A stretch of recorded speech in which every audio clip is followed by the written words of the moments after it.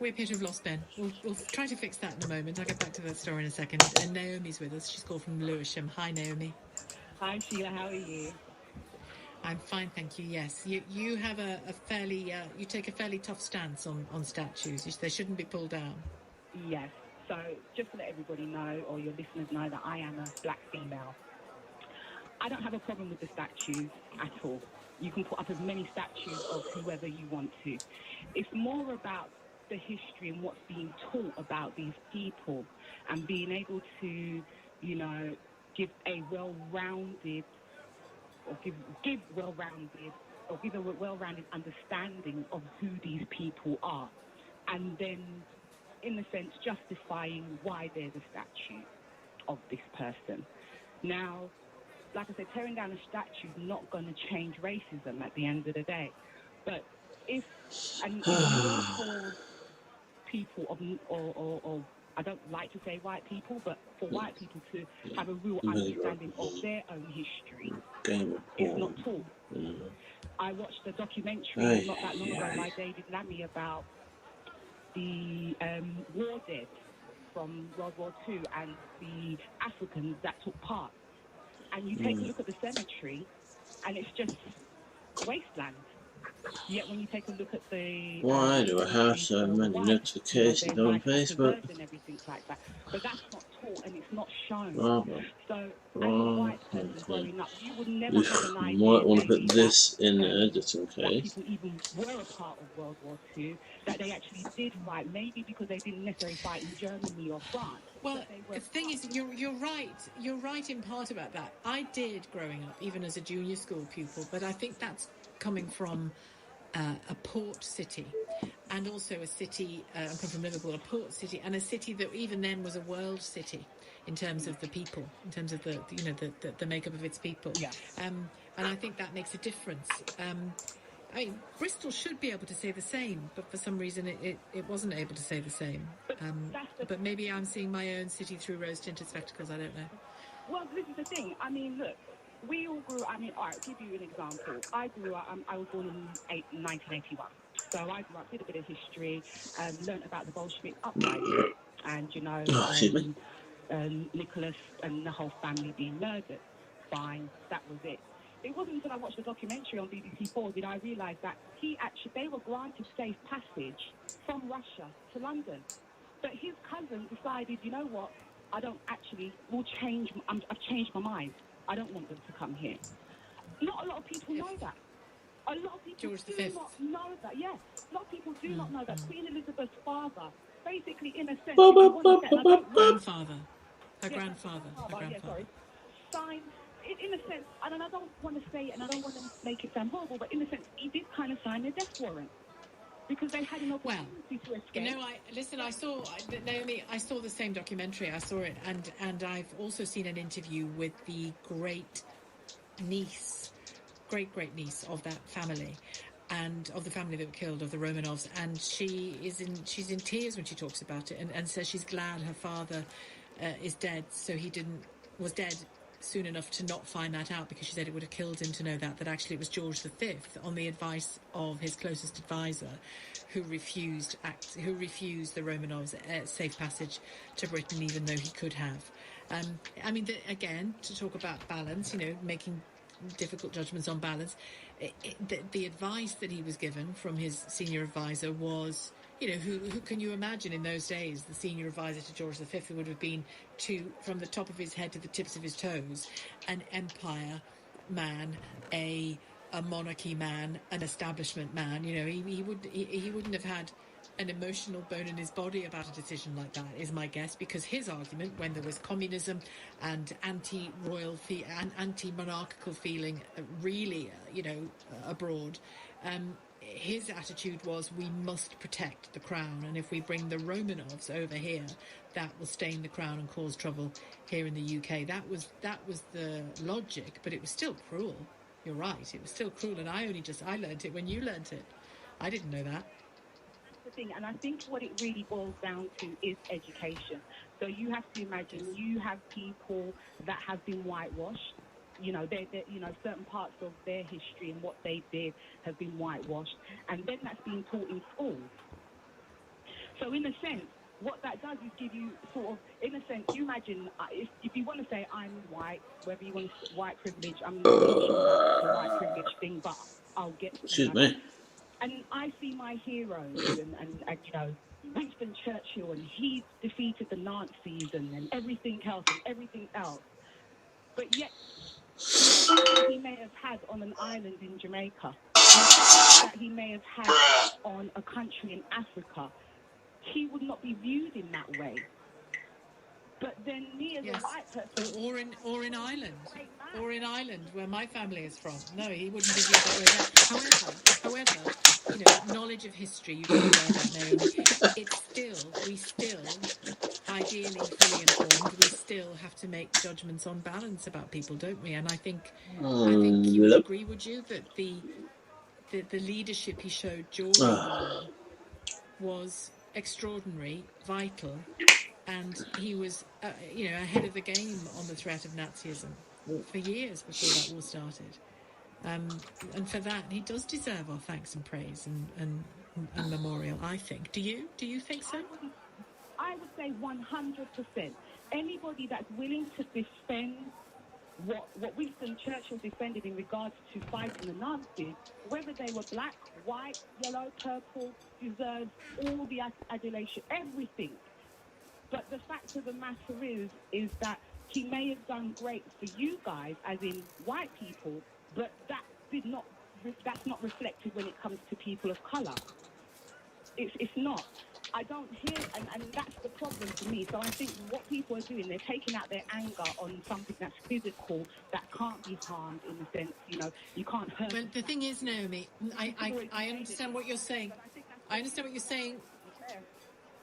No, I get what you're saying when you refer to particular incidents involving non-UK, non-white people, but the freedoms that exist, the freedoms that we remember when we stand and look at the cenotaph, are for everybody in this country. I'm not saying hello again, Watermelon. Discrimination and inequality. There is, and it's not all on colour lines either. It's on class lines too, still in this country.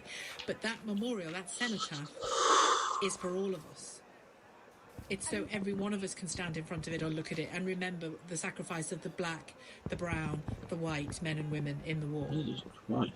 I could say to you, just say everyone of colour. From the same country that invited them over here, they experienced racism, and they still couldn't get a mortgage. They couldn't get a mortgage to buy a house. Do you see how you kind of match? I do. My parents are Irish immigrants, Naomi. I hear you. I know it's different, but it's still a different experience from being a white Briton, that's for sure. Naomi, thank you, calling from Lewisham. I think we can get Ben now. Ben Kentish, LBC's Westminster correspondent, with that story that's emerging around the chief nurse. Ben.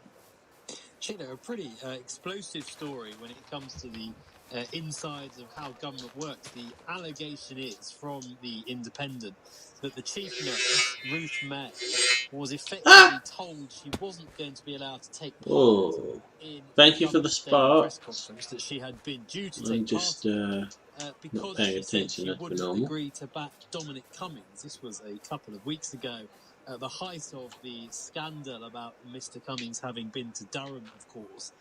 Ruth May was in at number 10, it appears, doing a little practice run-through for the press conference she was due to take part in. And the allegation in the Independent, according to what they call senior NHS sources, is that when one of Mr. Boris Johnson's political advisors, one of his special advisors, asked her what she would say about Dominic Cummings' question, they say she refused to play along and said she would answer the same way as Jonathan Van Tam did. Jonathan Van Tam, of course, is the Deputy Chief Medical Officer, and when he was asked the question, he said he didn't follow the number 10 script as it would have been. He said everyone should follow the rules and they apply to everyone. That was back on the 30th of May. Interestingly, he hasn't been spotted at a press conference since then. And interestingly, since then too, the government has cut the number of scientific advisors who appear. Sometimes it's just the minister. If not, it's usually just one other scientific advisor, whereas previously we were having two. And that is a suggestion, in the Independent at least, suggesting that is partly because Ruth May and others would not follow the line on issues like Dominic Cummings. Now, very important to say, Number 10 are denying that she was dropped because of that, and say that they will still continue to make scientific advisors available to take questions at those briefings. But it is a pretty explosive claim from The Independent about the treatment of Britain's most senior nurse for refusing, they say, to back the government up when it came to the row about Dominic Cummings. Thank you. Thanks very much indeed, Ben Kentish, LBC's Westminster correspondent. Now, I'm going to focus on business, your business, after the news at 3. At 3:30, we'll speak to Adam Carlson, Sky News Europe correspondent. It's been confirmed today that Britain will not seek an extension to the Brexit transition period.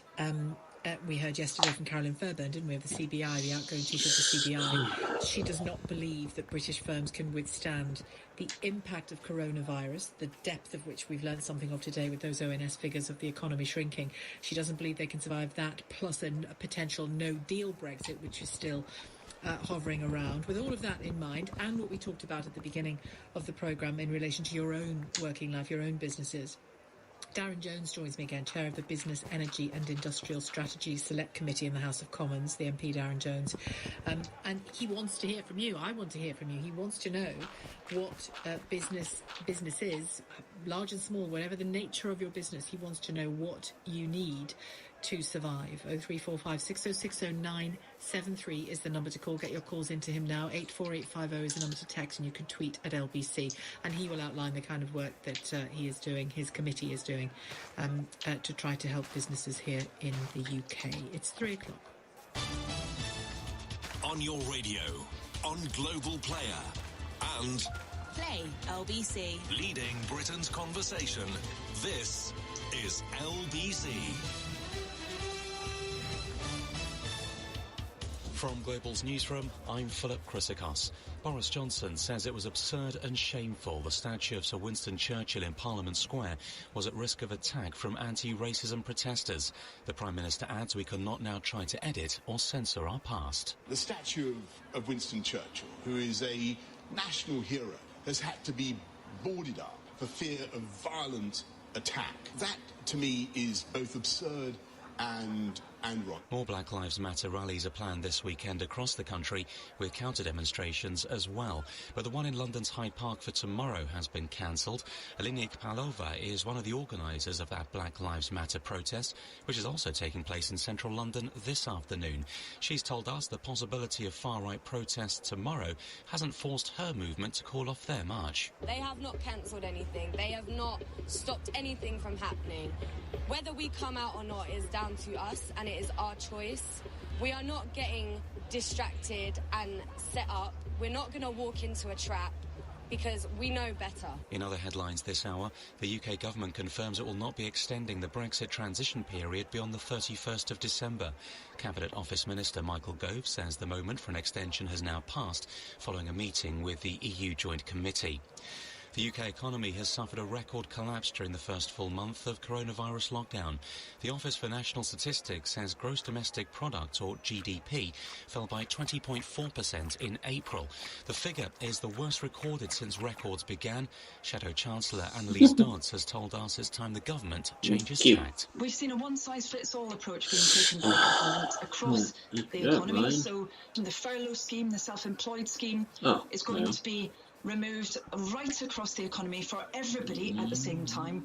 And, you know, we've appealed to the Chancellor and said, look, this does not make sense. You need to have a more sector-based approach. Ireland's High Court has ruled a man can be extradited to the UK after Vietnamese migrants were found dead in a lorry in Essex.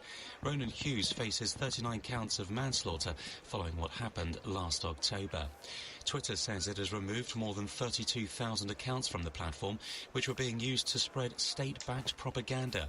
The social media site adds they had links to China, Russia and Turkey. In the city a short time ago, the FTSE 100 was trading up 92 points at 61.69. The pound buys $1.26 and €1.12. The weather: heavy rain across northern England and Scotland. Sunshine and showers with longer spells of rain elsewhere through this afternoon. A high of 20 degrees. From Global's newsroom, you're up to date. This is LBC from Global, leading Britain's conversation with Sheila Fogarty. Put some torches down. Hello there, good afternoon to you. In the first hour of the programme today, you called me about your business, whether it was in retail, whether it was in transportation of people, taxi drivers, self-employed taxi drivers, makeup artists, hairdressers. You all contacted me with just your thoughts on your survival. I was just about to sleep. By the ONS, a 20.4% shrinking of the UK economy in April. Literally just about to sleep. An unsurprising set of figures, perhaps. Even Boris Johnson said they were unsurprising to him. We knew, he said, that coronavirus was going to be a huge public health crisis, yes, but also an economics and jobs crisis. Here to talk about what MPs and government might do to help is Darren Jones, the Labour MP for Bristol North West, who's chair of the Business, Energy and Industrial Strategy Committee in Parliament. Good afternoon to you. Hi, good afternoon to you. You're back with us for the second time. This time to take calls from people about their business, what they need from MPs, from government. Tell me what you're looking for from them before we speak to them. Well, I mean, as you said, Sheila, last week I came on the show to talk about the inquiries that my colleagues and I are doing in the Business Committee in the House of Commons. But what I really wanted to do was hear from the front line, from people running businesses across the country. I'm very conscious that because of where our offices are, we tend to do all of this work in Westminster, and I want to hear directly from people in other parts of the country about how they might reopen, whether they've got the right type of support to be able to do that. What they think is going to happen to their workers and their businesses over the coming weeks and months, and whether there are particular types of businesses or types of sectors that might need different types of help compared to other parts of the economy that might be able to open more easily. So I'm hoping that we'll be able to listen to lots of people today with that insight to help me understand what different types of businesses across the country are going to need going forward. But I've, over recent weeks got calls and texts and tweets and the like from people saying that I'm a hairdresser, or I'll use the hairdressing example. I'm a hairdresser that came in today. We're due to open on the 4th of July. We hear nothing about guidance about the kind of preparation we should be doing or might be doing. There is a sense that where those briefings every day, they tell us what they tell us, and then whenever there is news of a change to the lockdown, they point people to the government website. But it seems to me there is a whole layer missing of sort of trickle-down information to people so that they can really know that they're getting it right and really, hopefully anyway, be getting the best advice possible.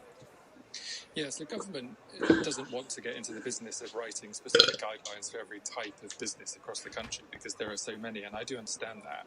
But the problem we now have is the government has gone from a one-size-fits-all approach during the lockdown where it doesn't matter what type of business you are or where you are, you kind of have access to furlough or types of loans or grants.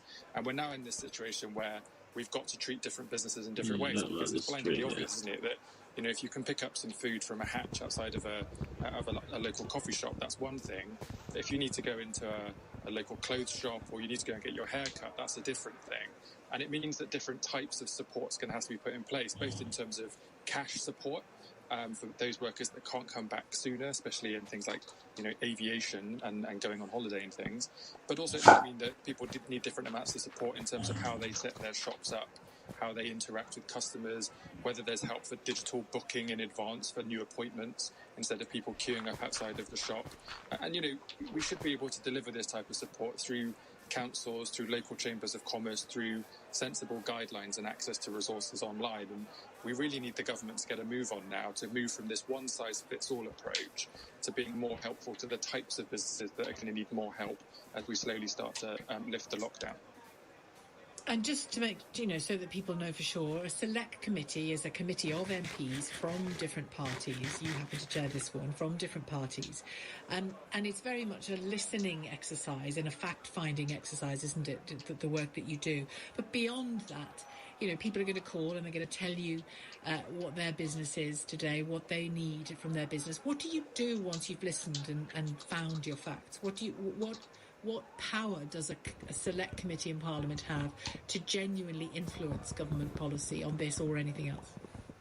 So select committees are really important because governments of all colours listen to select committees because all of our work is based on evidence. We take evidence in writing, but people come before the select committees. People might have seen that on the news where people come and answer our questions. But all of us as MPs from across different parties listen to our own constituents and take part in call-ins like this one so that we have a real understanding about the challenges the country's facing. And that then informs us in terms of the types of inquiries we want to do, the types of evidence we need to get, the types of people we want to speak to, and then how we can raise these things with ministers. And so an example might be, in the last week I've been in lots of meetings about workers in aviation, either working in British Airways or making aeroplanes in Airbus and the steel industry that provides steel to those businesses. And we've heard from them that the type of support that's been put out by the government hasn't worked for them, and they're really stressed about that, and we need to see some very specific support coming forward to them. And so, I've been able to write to the Business Secretary and the Chancellor today presenting that evidence, and because of our role as a committee, the government will reply to us and they will take that feedback on board, and we will then hold them to account. So we will force those ministers to come before our committee in the coming months and hold them to account for the decisions that they've taken. Well, let's hear from a businesswoman, Tracy, in the Lake District. We've spoken before, Tracy. You operate out of Cumbria and you're a hat maker, and people hire hats as well from you, don't they, for events and for weddings and the like. And you've really been hit by the fact that we've all stopped playing out, basically. Yeah, absolutely. Cumbria itself has been hit severely. Very badly, yeah. It's listed as the hardest hit area due to the tourist economy. I mean, the town that I live in as well is it's a tourist trap. They have a festival pretty much every single month that obviously the people from the rest of the country are not coming to anymore. But yeah, all the weddings have been delayed, postponed, cancelled, and racing events are going ahead now, but not with people wearing hats wanting to go to them. So it'll be a long time, a very long recovery. And if we end up, again, Cumbria is, or the Northwest is there in the top places where the R rate is sort of above 1, if we go into lockdown again, will we get any more help? Most shops around here are independent shops. And before Darren attempts to answer that question, will you get more help if there's a second lockdown? How are you coping with this lockdown, Tracy? What help did you get? What pivots have you had to make? What moves have you had to make to stay in play? Well, I did take the time because I do have a shop, but that disappeared fairly fast when you're having to buy everything you need to reopen. And then I started to make masks that I gave away the first 400 free to NHS and care workers because they weren't able to get them and access them for, weeks after the initial hit. And then after that, my sewing machine broke, so that was £450 to replace that, as well as all the fabrics and things. So I did start to charge. I put on Facebook what can I do to make some money, so people suggested that I would make window cushions. Thank you for anything that people were. I was about to say pixels. Thanks for the pixels. Keep some money coming in, but I'm lucky that I can. No, I mean, thank you for the spark. Something else to keep some kind of money coming in. So I'm okay at the moment, but I mean, I'll still be doing that as well as opening up and doing my old job. So your big question is, right, I've just about survived this. What if it happens again? So is that your big question? Absolutely. Darren, we had European rate relief, but we've left Europe, so we're not going to have that next year. So, I mean, people are going to come out of this and we're going to get hammered with a massive rate bill. Oh, well, let's see what Darren's got to say. Darren Jones. Tracy, you raised one of the real difficulties in terms of the tourist sector. And, I'm an MP in Bristol and in the southwest, like up in the lakes, you rely a lot on people going out and about on their holidays and international tourists visiting. And I know how difficult it's really been. One glimmer of hope, which I think I have, is that if we do get to the position where we can start to move around again for holidays, or probably be it in some form of socially distanced way, more people might holiday here in the UK as opposed to going to different countries because of the different quarantine regimes and things in place. And I hope that might be a positive thing for those of us that work in the tourist sector. You talked about the cost of reopening your shop. This is something that we took evidence on a few weeks ago. I'm interested to hear your experience. I mean, did you get access to any guidance about how to set up the shop? Were you able to get hold of the kit that you needed to do that? I mean, how much did it cost you to kind of get the whole shop ready to go? Another £1,200. I was there buying PPE and various things because we need to put towel dispensers in the toilet area because you can't use a towel. Just hand sanitizers, wash areas, extra barbicide points for various things to clean your instruments and stuff. It's quite expensive and there's no guidance. I think everyone's just reading what all the other places in the other countries have done and pretty much going with that for now and hoping that we've done the right thing. Were you able to get the stuff you needed? Did you buy it locally? Did you have to get it online? Online. Yeah, but it was okay. You got hold of it. I'm there, ready to go on the 4th of July. So to answer your question about kind of what comes next, the government hasn't said what will happen if there are local lockdowns and the type of support, and that's why we've been saying we need to know what's going to happen next. Before the summer recess, we can't wait until September, especially for the tourist industry, right? And I think one of the interesting things is it doesn't just have to necessarily be money in the same way that we've had in the last few months. You talked about, being able to do some sales online and to be able to take orders of different things online. So I'm interested in how we can support people like you to make some of that online transition as well, so that you get help and maybe tax incentives for, deliveries or orders online and being able to diversify what you might do, whether that's just for the short term or something that you then do longer on. I hope that's helped, Tracy, and I hope we talk again as well. Thank you. I'm glad you're raring to go for July the 4th. And Darren Jones, as well as more calls after the break. Let's talk about the impact of unemployment, potential unemployment. It's bound to be part of this picture, both on the individuals but on the wider economy as well. It is not a good place to be, is it, with millions of people unemployed? We've been there before. That's coming up in the next few minutes. 0345 6060 973. What is your business? How have you coped so far? What do you need? Specifically, this is what Darren Jones is looking for, to bring back to Parliament and get some help for you. What do you need in order to survive? What do you need from government? What support do you need in order to survive? It's 16 minutes past 3. This is LBC. At Barnes Rofe Accountants, we know that future business planning for our clients is essential through these unprecedented times. But with the right strategic support, I wanted to change the scenery. To ensure your business is ready to get back on its feet post-COVID. I figured you might end up mining underneath me at some point if you do a strip mine or anything, and you can just pop up for a cuppa. Please visit barnesrofe.com. Pubs closed, the barbers closed. Restaurants happy birthday again, by the way. But just imagine if the pharmacies were closed. You got the day off, or? Right now, many of England's pharmacies around. Oh yeah. I remember you saying in like Discord and whatnot. One of the largest UK pharmacy membership groups, we're championing and saying thank you to local pharmacies. Oh, okay. Save our pharmacies and let's keep them here. For good. When it comes to finding something new, you can start the conversation at Hello You. Sign up and browse profiles for free at helloyoudating.com and start the conversation today. And now we go live to Tyrrell's Farm. Down here in Herefordshire, the folks are busy preparing for this year's potato harvest. Yeah. And once you have the finest local spots, only the tastiest ingredients will do. That's where the tasting team come in. You need quite a lot of resources for our bollocks. That one. Delicious. In fact, the Tyrrell's team have done such a spiffing job, people across the land are calling their crisps terribly, terribly tasty. From ordering groceries to sending gifts, you're probably shopping online more than ever. So rest assured that when you pay with Visa, you're protected by Visa's fraud prevention technology. And if something does go wrong, Visa's zero liability policy means you could get your money back. Search Visa. How you God, I've been here for a few days now. This is LBC with I haven't just come over here recently. Stephen has texted from Twickenham on driving instructors. He said we need to. Well, I found an abandoned village, so I'm just sort of. Tests.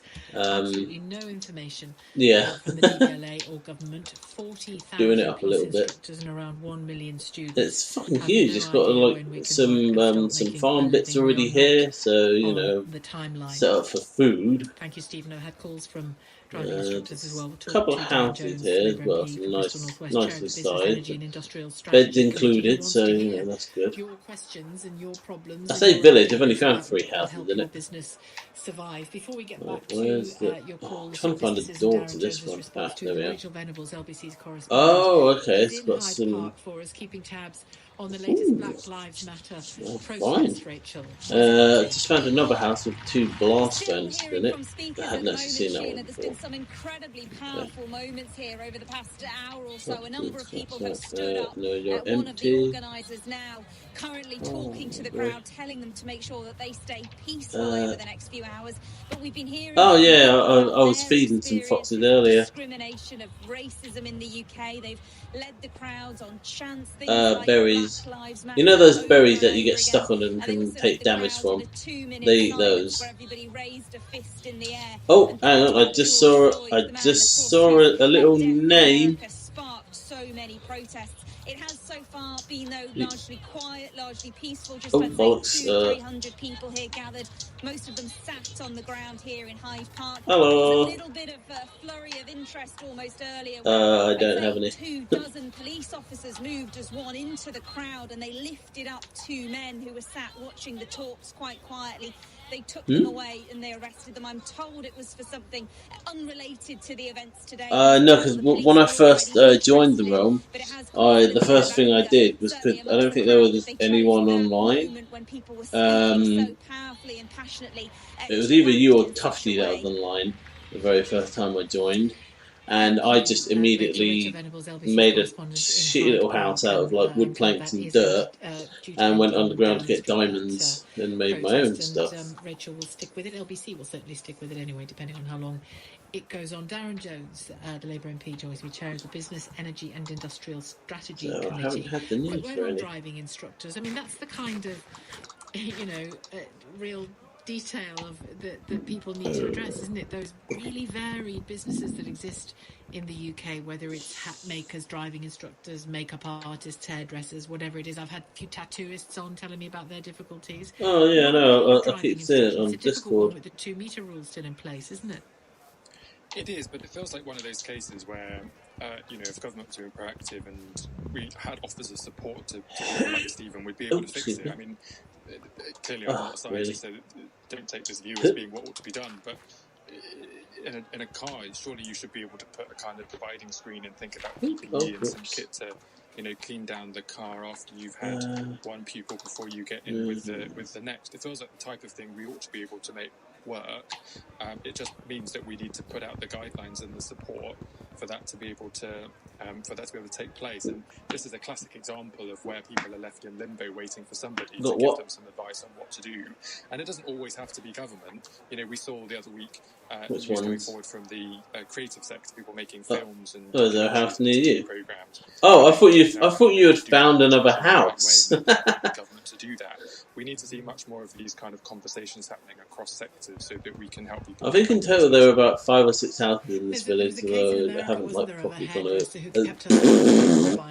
I have not properly gone over all of it. Prosecuted. I mean, I suppose the social distancing thing is broken there, but the point you make is a good one. It's about business initiative, isn't it? Don't sit and wait.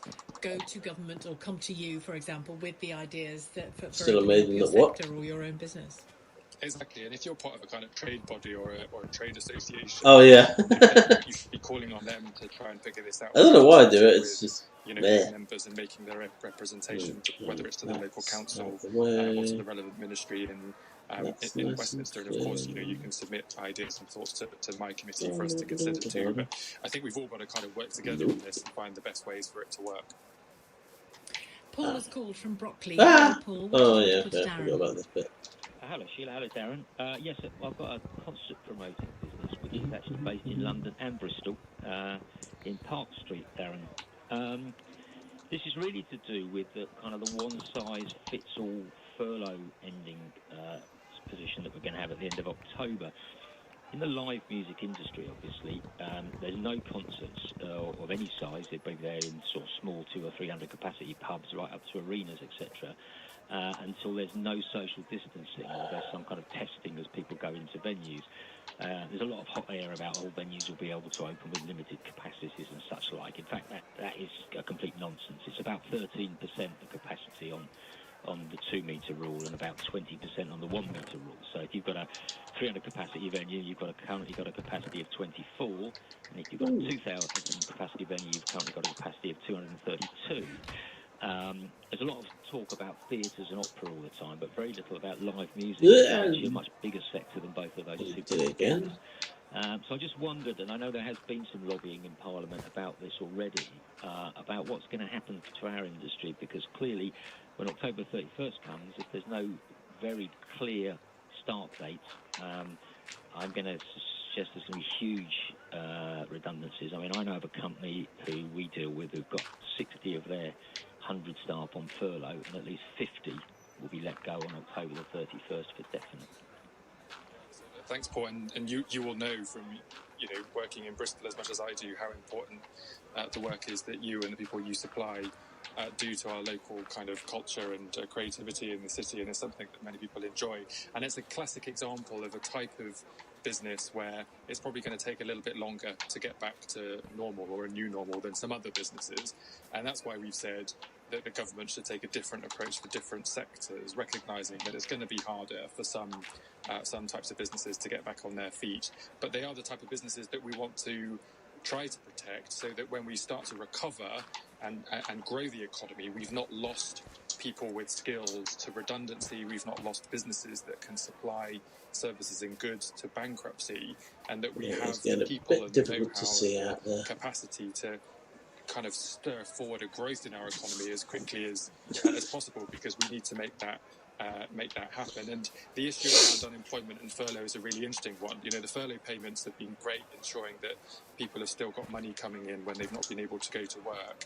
But we have to take a much more sophisticated view now about the businesses that can start to reopen and start to contribute back to the wage bill, so that money, that burden can come away from the Treasury back to businesses. But in those other businesses where legitimately in good faith they can't get everybody back at full capacity straight away, in my view, there should be help that goes on a little bit longer for those businesses. And I get that might be difficult to build from a kind of, building systems stuff at the Treasury, but we ought to be able to figure that out, and we need to do so sooner rather than later. See, Darren, this is an industry that doesn't have a building block way back in. It's either, effectively, it's all or nothing. So until there's a clear guideline as to, that there's no requirement for heat checking, or people turn up with a card that says I'm virus clear or something like that, I suspect 0 venues in the UK will open. These venues aren't going to open with 400 or 500 people rattling around in a 2,000 capacity venue. Paul, can I ask you, what about smaller venues? Those particularly in big cities, you've got those small jazz bars, little venues that have very small scale concerts. Again, because they're small, there's the distancing issue. But I'm talking about further down the line. Can you see them being simpler to open? I'm just trying to get rid of some of the trees as well. I want to be able to see the village and whatnot. So I'm just trying to get rid of the trees that are sort of like in the middle of, like between houses and around the edge. Wrong house. Because it's just less people. But in fact, if you go to a 300 capacity venue, yes, you can. You're much more likely to catch any number of illnesses, let alone this coronavirus, as you would going into, say, a 3,000 capacity venue with 2,000 people. If you're talking 2/3 capacities, venues could operate. The smaller venues are really struggling. We're clearly, people talk about the new normal, living in the new normal, but what there will be is less venues. I'm sure there'll be places that will be being demolished at the end of this. There's a music trust, a small music venue run by a chap called Mark David, that's, I think, really working very hard to get funding to distribute cash amongst the smaller venues who've got rent and rates to pay and stuff like that. The bigger keep them viable, the bigger venues that are owned by multinationals and American companies could probably ride it out for somewhat longer. But it's a sector where we've got zero income. See, live music is an experience, so it doesn't have like a back catalogue. You know, we haven't got 10 albums like some artists have to sell. And we shouldn't forget, actually, in this conversation, that most of the bands out there are really struggling. You know, the one reason music never gets the voice that it does. I thought the realm might not be working when I first came on, because I saw that you were playing on a single player world and said Wolfie's World or something. I'm like, what's he doing? Tiny percentage of what's really going on out there. There's a lot of bands working their way up, a lot of bands working their way down, but they've got zero income as well, and most bands have got a second job, probably in the hospitality sector, I would hazard a guess as well. So they're getting a double whammy. Paul, thank you, and you know, and I wish you well. I wish you all well. Quick text here. I wonder, Darren, your thoughts on it. Chris in Stobbington says, "Can you ask what support is being given to leisure centres and gyms, mostly owned by councils, being closed? No money coming in. Also, a lot of disabled people like me who use pools to keep fit. I have cerebral palsy. It's got worse. Couldn't pools. What, a dog or a fox? And you book a slot, turn up with your costume, and then swim dry. Oh, okay." A fellow swim obsessive like myself. Darren Jones, really important point that, isn't it? So, you know, pools are an absolute... We just don't have enough of them in this country. It's ridiculous how few pools we have in this country. But vital for people with mobility issues. Absolutely vital. Yeah, I agree. And Chris raises a really important point. And I know, you know, from my conversations in Bristol, that councils across the country are thinking about these types of things and what they can do to make it work. And, you know, Paul, the previous caller, raised this issue of you know, testing and tracing, and I think that kind of fits in with all of this. You know, we're going to have to get to a capacity where our testing is broad enough and wide enough so that we can get it easily to know whether we've ended up with it and are therefore immune or we're not, and then being able to make decisions about what we are able to do and not do in our communities. But until we get to that, people are going to still be unsure about whether they should go and do these things or not. And, you know, hopefully we're going to get to the point where, you know, we have a vaccine, and, you know, Oxford University is doing some really encouraging work on this, and we hope that in the coming months there might be some news about that. And, you know, if that happens, then you know, we'll be able to get back to normal more quickly. Because they've got loads of fish on me. For people, especially in Chris's situation, where we need to try to make this work for them, it might be that we end up with these kind of online or telephone booking systems where people are able to book slots in the number of people we know we can accommodate in a venue in a particular way. And I'm confident councils are going to be able to... Because what I was thinking, like, was get rid of all the trees that are sort of in between the houses, and then the ones that are near the edge.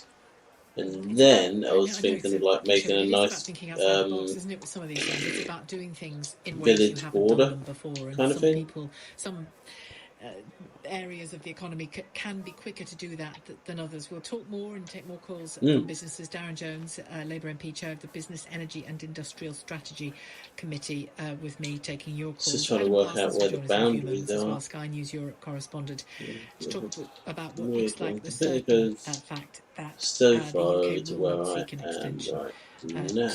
the Brexit transition period. 0345 6060 973 as ever. Definitely a lot more open than when I first came here. Jones. Philip Chrysakos has the headlines at 3:31. The Prime Minister is condemning the action of violent protesters as local councils cover up monuments around the country. Boris Johnson says it's absurd and shameful the statue of Sir Winston Churchill in Parliament Square was at risk of attack from anti-racism protesters. It says the statue of the 14th century Scottish king Robert the Bruce has been defaced by graffiti, calling him a racist. The monument marking Scotland's victory over the English at Bannockburn in 1314 has had the words removed after they were I respect everything apart from that last bit. Black Lives Matter demonstrations are taking place. They continue in London and North. I just can't be arsed with Dukin anymore, because it's like, transition period won't be extended. I was just thinking about it the other day, and it was just like, you know, it just makes the game kind of boring after that. So, oh, I need more diamonds. Oh, stupid. Heavy rain across northern England and Scotland. Sunshine and showers with longer spells of rain elsewhere through the afternoon. A high of 20 degrees. This is LBC. A police officer. Someone who protects the people. Protects the vulnerable. Focus on doing the right thing. Building trust in your community. Representing one. Representing all. Someone who is there in times of uncertainty. Every day is different. As a police officer, you can make an impact. Now's the time to make your difference. Become one of the 20,000 new officers. Search Join the Police. At Vintage Skoda, we believe you deserve to buy with peace of mind. So have 3 months on us across the award-winning Skoda range. You can also benefit from up to £4,250 towards your deposit, 4.4% APR representative, and 3 years roadside assistance. Vintage Skoda, Cambridge and Bury. Normally I'd wait for the leads just to disappear on their own, but personal contract plan, qualifying stock vehicles only. it's just so frustrating because, yeah, it's just taking too long, and I really want to get rid of those so I can see, like, in my head, you know, where a good positioning for said previously mentioned village border might be. With all the bunches of leads there, I just, like, you know, can't picture it. Sky Broadband Superfast does guarantee the speed we promised or money back. Ordinarily, it'd be like, right, let's set them all on fire, but Sky Fibre Area's only speed measure to must drop below min download speed for 3 consecutive days. 1 month subscription refund. Claim up to twice in min-term after first fortnight. To see sky.com. If you can build that flat wardrobe without looking at the instructions, you've still got it. If you can manage 5 keepy uppies on your first go, you've without question still got it. If you can toss a pancake to the ceiling and not let it hit the floor, surely you've still got it. Oh shit, careful, mate. And if you can just about fit into those jeans you bought 5 years ago, you've I know it's only a stone axe, but, like, you know, do some damage. Brute. Still got it. Leading Britain's conversation. What the fuck? LBC with Sheila Fogarty. Oh. So the EU has confirmed that the UK has said it will not apply for any extension to the Brexit transition period. Here to talk about that with me for a few minutes is Adam Parsons, who is Sky News Europe correspondent. Adam, put some more meat on the bone of that for us, if you would. I mean, it was expected, I guess. Yeah, okay. We knew that this was very likely to be the situation. A decision had to be made by the end of this month. And today there was a meeting involving officials from the British government and the European Union, not just about this, but about a variety of aspects about trade negotiation. But at that meeting, Michael Gove, who's representing the British government, confirmed that the government, would not be requesting an extension to this transition period, which of course ends at the end of the year. You're absolutely right. This is, in no one's world is this a surprise. I think the EU has been hoping against hope blimey. an extension for a whole series of reasons. One is that they okay, so we've got 1, 2, 3, 4, 5 houses within this sort of section where we are now, and the path goes really long up to some farm bit, like a little just beyond the way. Okay.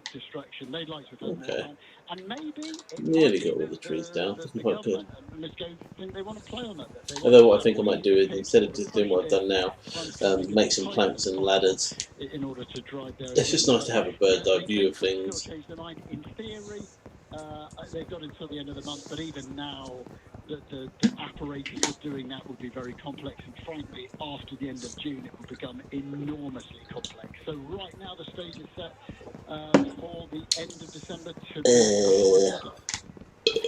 Thanks, Adam. Adam Parsons, Sky News Europe correspondent. Darren Jones is with me, Labour MP for Bristol North West, chair of the Business, Energy and Industrial Strategy Committee, to take your calls about your business and what you say it needs to continue to thrive despite these terribly good figures that we had from the ONS today. A shrinkage of the UK economy by over 20%. Oh, that's enough. Darren Jones, on that question of Brexit and the transition period, your thoughts? Hello? I should be careful here and just confirming these are my personal views, because my committee, is a cross-party committee and we've not had a chance to take evidence on this issue yet. English? But, I'm just disappointed personally. I mean, as you said in that interview, it's kind of politically expected because, Boris Johnson and the Conservatives said that they were fucking love it. Oh no, I've got to get my headset back on. Talking to manufacturing businesses. If you're going to do one of those crappy calls on someone, at least get the fucking language right.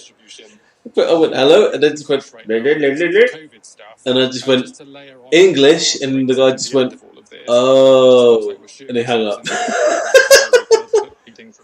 Oh God! Oh, I'm kind of disappointed because I like having a conversation. Like, I like annoying them. I mean to say. Many of the businesses we're trying to help. Okay, let's hear from Kirsty. Kirsty in Dartford. Don't Sorry to mind, keep you trying to waiting, build Kirsty. Hi. That's okay. What are we at? I'm a hair and makeup artist. I do most of my work in weddings. I can cut hair as well, so I've got both things. I'm sort of okay about the hair cutting thing on the July the 4th because I've bought some visors and some masks, and I'm just going to open up my garden and only do hairdressing on good weather days. But my problem is the wedding side of things. I think it's been completely overlooked by the government. You know, a makeup artist, as a makeup artist, I am absolutely unable to social distance. If I'm able to do someone's makeup properly, I have to get very close to their face to be able to do perfectly straight eyeliner. I am okay to wear a mask and a visor, but my client can't wear a mask, so I'm putting myself at a great risk. Also, on a wedding, what are you it's not like using? I'm just doing one person. I'm potentially doing three bridesmaids, mum, all from different households. Plus, I'm in either their house or a wedding venue or a hotel, so I have no control over That's actually what I'm already using. that any of those venues. None of those things. Although, if you want a texture pack, a recommendation for a texture pack which is even better than natural, because it looks even more natural than natural, Chroma Hill HD. It's got a natural feel to it, and it's like natural with a hint of medieval. If one way to describe it. A lot of the wedding supplies, but not the makeup artist. My bride she's quoted one person on 500 people. So I'm being asked to go back to work with absolutely no guidance whatsoever on PPE. I don't know if I'm legally allowed to work. The thought that I could make someone ill, you know, weddings have been said that they're super spreader events. What if I go and do 7 people's makeup on a Tuesday, do 5 other weddings that week, and then by the end of it I've got symptoms, and then I have to contact all 5 of those weddings or 6 of those weddings. So what is it? So if you could put a question to Darren or a thought for him to take back to his that.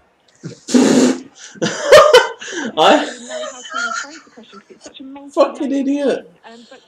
I didn't think about that. You want protection? Is that what you're saying? I built a tower going all the way up because I thought, oh yeah, I'll build a tower and then I'll put some ladders on it. I built the tower, now I'm at the top. How do I get the ladders on the side? Fucking idiot. We need something definitive. We need to know. Oh no! Oh, you cock. Yeah. I respawned right next to it though, so it's alright. I don't really know if I can do X or shouldn't do Y. Oh dear, and I only lost 3 levels. Oh, that's okay. Or come back here, you. The good news is that your sector. Yeah, I've got back pretty much everything I had. My committee and MPs across the House already. We good. A thing called an all-party group, which essentially is kind of like a group of people. And there are a number of MPs talking about this quite a lot. So we have had these conversations in Parliament already, which is good. In terms of your particular circumstance, my best advice would be to contact your local council. So your councils have a function around kind of public health and safety, and the health and safety executive has been given a little bit more money to try to help people like you. The fact is that you should only be going back to work if your workplace is able to be COVID secure in line with the guidelines about what that means, and your local council will be able to give you advice on what you need to do in your particular circumstance. So I would encourage you to give them a call and ask, and if they can't help you, then you should. So my girlfriend sends me messages, and if I don't respond to them, she comes in the studio and she's like, "Oi, check your messages." Thanks, Kirsty, for your call. I hope it's helpful. I can hear the stress about it in your voice. Gareth has called from Matlock in Derbyshire. Hi, Gareth. Hello, Sheila. Hello, Darren. Hello. Pleased to speak to you. I run a small travel business, and I'm actually a personal small mini atoll holder. So registered. Which one are you changing it again, or are you just changed to natural? The I specialise in is Iceland. It's IcelandHolidays.com. and I also do holidays Oh. in France.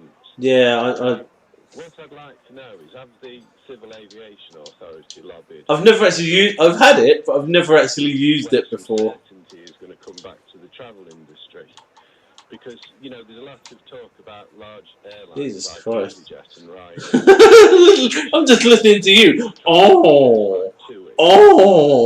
Calm down. It's just a texture pack, dear. People working in the travel business who they just need some certainty. Ah! What the fuck? Industry, so it gives people Was that you? to plan trips again.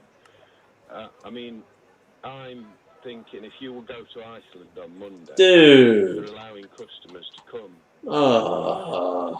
And when you were you up there? Airport, you're given a free I didn't even know you were up there, man. 'Cause I was looking around. Yes. Just like la la la la. Right, let's get my stuff back again. When you arrive, you get a free What? COVID-19 test, and you check. You have to wait. Oh yeah, lucky you. You survived that. Or negative. And obviously, if you're negative, Right. Torches. you're going to a That. basically eradicated COVID-19 Right. because they've dealt with it There we in go. an extremely well-managed way. And then when you're coming back, you obviously now you come back to the UK, you're going to have to self-isolate for 14 days. Despite this, Let Darren respond to that. Hang on, Gareth. Your thoughts on that, Right. Darren? I mean, the test at the airport tells us a story, doesn't it, about where we are on testing? But your thoughts on what Gareth was saying there? Yeah, well, there's two things there, Gareth. I mean, I'm not going to rehearse the stuff I said before on the UK's testing capacity and the problems we've had in the last few weeks, which is now causing a longer-term issue. But I was like, who the fuck are you talking to? I was like, oh right, yeah, you're streaming as well. I'm still not entirely clear why the government has taken that decision when the scientists and the medical officers have said that they weren't consulted on this in the first place. You probably know that the airline industry have brought forward legal proceedings against the government. What my character? They've implemented this 14-day quarantine on the right evidence and in the right way. It's going to make life and others in the travel industry very difficult. The good news, though, is that you're part of a really, really important sector to the UK economy that is very well lobbied. So from, you, Gareth, There aren't any selling farmy patches holidays to your nearby. customers, I was going to try jumping into airlines some that water, want to but fly I'm not through going to to risk the it. airports that have to get planes off the There we go. tarmac, through to the companies that make the aeroplanes. This is a business for the UK, and it's one of those sectors Yeah, that we've alright. got to help thrive and survive through this recovery as we go back into the growth period. And so there's a lot of lobbying going on in Parliament already with the government, both to try to understand and probably really to try to overturn this 14-day quarantine policy, which I don't even understand why we brought it in so late. I would have kind of understood if we did that at the beginning of the lockdown, like Oh, most other countries. But got the other bit above it though. I genuinely don't understand the rationale for doing that. But as I say, the broader aerospace industry and aviation Oh business no, is I very didn't mean to do that. important in the UK. So I'm hopeful we're going to be able to start to stimulate some demand so that you'll be able to sell some holidays. Whether that might be in a kind of travel bubble within Europe as opposed to other particular countries is yet to be understood. For a second, I literally thought they meant art of sword art. And I was like, oh wait, it's Another bubble. There are all kinds of bubbles. it's an anime as far as I'm aware. More calls in a moment to Darren Jones, Chair of the Business, Energy and Industrial Strategy Select Committee in the House of Commons. And Gareth, thank you very much for your call. I wish you well. It is 3:47. Coming up at 4 on LBC, Eddie Mayer. Sheila, you've been talking about businesses opening doors on Monday. At 4, I'll be asking shoppers, amid a COVID outbreak, are you really ready to shop again? Eddie Mayer on LBC. Pubs closed, the barbers closed, restaurants closed. But just imagine if the pharmacies were Oh closed. no, just imagine if the pharmacy closed. Now, Oh many no, of England's pharmacies are bollocks. running at a loss. And it's Can't only get my getting drugs. worse. No. At Newmark, one of the largest UK pharmacy membership groups, we're championing and saying thank you. Oh to wait, I local have torches on pharmacies. me. Ah, Save our pharmacies, dickhead. and let's keep them here for good.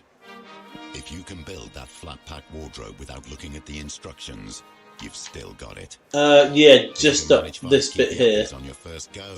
This is the last-ish bit. If you can toss a pancake to the ceiling and not let it hit the floor, surely you've still got it. And if you can just about fit into those jeans you bought 5 years ago, you've definitely still hold on. By the way, pizza for tea. Yeah, I guess. Minions love Sky Broadband Superfast guarantees your speed. Close to it, it doesn't guarantee you'll win the game. Or that your video will go viral. Or that you'll match with the love of your life. But Sky Broadband Superfast does guarantee the speed we promised or money back. So reliable, it's minion-proof. Sky, believe in better. Sky Fibre Air is only speed measured to hub, must drop below min download speed for 3 consecutive days. 1 month subscription refund, claim up to twice in min term after first fortnight. See sky.com. Sheila Fogarty on LBC. Rich has called in Bristol. Rich owns a small IT resourcing company and wants to put a question to Darren Jones, the MP who's chair of the Business, Energy and Industrial Strategy Committee. Rich, fire away. Hello there. Hi, Sheila. Hi. Mm-hmm. It was actually going to be 2 points, if that's not pushing my luck too much. Of course. No, not at all. While I've got Darren on the line. We run a small IT project management and resourcing company based in Bristol. There's 4 of us who are 2 family members and a friend, and we're all shareholders, directors of the company. The first thing that really sort of adversely affected our business was the IR35 issues, which I know are ongoing on people's radars. And we spent quite a bit of money at the beginning of this year to get our business ready and resilient for that. So it was a bit of a... okay, we'll have pizza for tea. Gotta go. Love you. Love you too. Bye. ...be put on ice for a year, obviously because of the COVID-19 issue. Yeah. It has Like I said earlier, sometimes I don't always see my messages, and then she comes into the stream. She's like, "Oi." I think it was last week that David Davis brought a motion to seek to delay the IR35 rollout until 2023.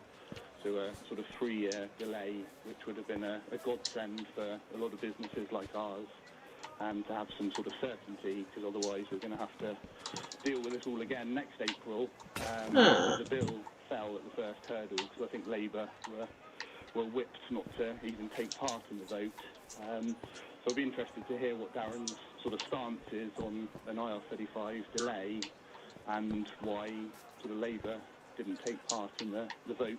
That's the first point.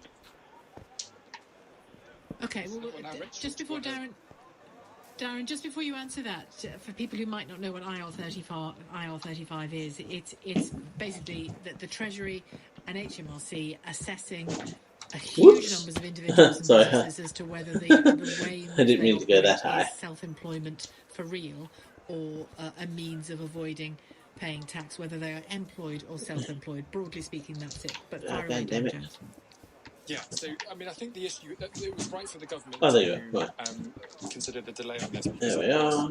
We know that many directors of small companies have had real challenges with COVID, not least many of them not You know what, I kind of like for this. the self-employment It's kind of cool. support, where they maybe pay themselves at the end of the year based on a dividend, depending on how well they kind of do throughout the year. Do I have any And so they concern already on me? under particular stress. I mean, to answer your question directly about the vote, I mean, the political makeup of the House of Commons right now, and this isn't to provide an excuse, it's just the reality on this, as well as things like the Brexit transition, is that the government's got such a huge majority right now that even if everybody in the Labour Party voted one way, we just can't kind of get over that hurdle. If the government wants to do something, it's able to do it at the moment. So we weren't whipped to vote against that, so I didn't vote against it. I think we were voted just to abstain on the vote in the end, because essentially it wasn't going to be one that we were going to win, and that would have meant trying to bring lots of people in who maybe were shielding at home or not able to be in Westminster, and all of this type of stuff. So no, we've had some Treasury colleagues talking about this with the government, and I know that they'll review that in due course. But what could I ask? What your sort of personal stance is it, as from a sort of business slant? Yeah, well, I mean, the extension would be of value. I think the extension makes sense, whilst you guys have got lots of other things to be getting on with. The whole idea behind IR35 was to in the view of the government, tax more fairly different types of workers in the economy and to bring in some extra tax revenues. But evidently, at the moment, we've got kind of much bigger issues to deal with as a country. I should be careful though. This is a treasury Wolfie, can I get your opinion on something over where I am, which is just to your right? From Northampton. Now, Stuart, we've spoken before. You run SwimCube. Just describe what SwimCube is. Sure. Hi Sheila. Hi Darren. SwimCube is obviously, as the name suggests. What do you think of that? And or endless pool swim coaching and video analysis business based in Northamptonshire, which I'm thoroughly looking forward to getting back to doing what I love again, hopefully soon. Crap. And what difficulties have you faced? Because you were caught. Oh wait, hang on. There's an easy way to do this. That you were seeking, weren't you, at the beginning? Yeah, that's right. I think, like many others, it does feel a bit like I'm caught in the perfect storm. So I guess 15. It feels like forever, but it's 15. So instead of I'm railing at the top. More financial support for my literally in the place. Okay, but how would you do it? Like, would you have? Because I certainly don't know. I just thought just something to make it a little more than like a 3x3 grid of cobblestone. So like one in the middle, one all the way across. And am I right, Stuart, in thinking? Am I right? What? So just one in the middle. You have been told no to reopening because, as though you were a gym in which 60 people operated at one time, when in fact you do one-on-one coaching and can easily do it socially distanced. Yeah, that's a really good point. And to answer your first question, I haven't been told no because, like many others, it is. I think one of your previous callers called it a grey area. A lot of people having to make judgments on this. I haven't been told no, but my assumption is that the answer would be no. My plan currently is to open initially for sort of non-coached use. So because it is one-to-one, I mean, you'd literally have 2 showers and a dip in a tank at mine. It's quite easy for me to adhere to all of the measures. So I'm going to do some non-coach sessions initially where I'm not even in the room with the swimmer, almost like they're hiring the facility. And then hopefully be able to open again for, doing the whole coaching thing as soon as I can. Yes, so Darren Jones. Let Darren come in, Stuart. This is similar to the conversation with Kirsty earlier with the hair business. The key thing for you, Stuart, is that you feel comfortable that you're able to operate within the COVID secure guidelines. And if you're unsure about that, you should call the local council, who will be able to give you some advice and support about what that looks like in your particular circumstance. I mean, it sounds to me... Oh, that's kind of cool from up there. Stuff, so it's probably just about standing that was... pretty much all of the village area is kind of lit up apart for... to get in touch with them. As you can imagine. One little pathway area. Yes, yeah. The sooner the better. One other real quick question, Darren. I'll be really quick, I promise. And that's just with regard to the financial side of things. The new discretionary grant system that came out looked suspiciously like it might be my lifeline, but it seems to be rolling out really slowly across all councils, certainly with mine. No word from them at all on that. And I just wondered if you had any thoughts on it or why the lack of urgency. Yeah, so different councils have performed differently. And so, not to kind of cheerlead too much for my we've been working really hard in Bristol to get this money out the door as quickly as possible. Some other councils haven't been able to do that. The thing I would recommend is that you contact your local MP and ask them to nudge the council for you, because the money's there. It needs to be distributed to people that are entitled to it. I'm going to need that. I'm not going to need and it's about urgent liquidity, so it can't just be sitting around doing nothing. So I would kick up a bit of a stink about not having had an answer yet. And this is something that I know the Chambers of Commerce, both locally and nationally, have been doing surveys of their members on to understand which councils are performing and which aren't, and to try to understand why some councils are slower than others. But essentially, this is supposed to be, quick helicopter money that gets distributed as quickly as possible. So there really shouldn't be any reasons for significant delays. I hope that helps, Stuart. Best of luck, Stuart, in Northampton at SwimCube. Steve has called from Maidstone. Hi, Steve. What's your point or your question to Darren? Hello, Sheila. Hello, Darren. Thank you for having me on here. I own a running club, which is so we meet outside. We meet in big Andy, groups. man. So I've got 23 clubs around Just around the Kent area, and we help people to get fit and get healthy. But when we meet, we have, say, 50, 60 people meet up. There's no sort of real guidance about outdoor boot camps or outdoor exercises. At the moment, we're restricted to just fit, so we can't open as a business. But we could safely have the 50 people turn up, meet outside in a big car park or park, keeping the 2 metre distance apart, and then separating off into small groups of ability. Obviously, that would contribute to people's health, safety, and we're confident we could, they could have hand sanitizer and things like that in their pocket. Getting back is the fact that we can't make more than 6.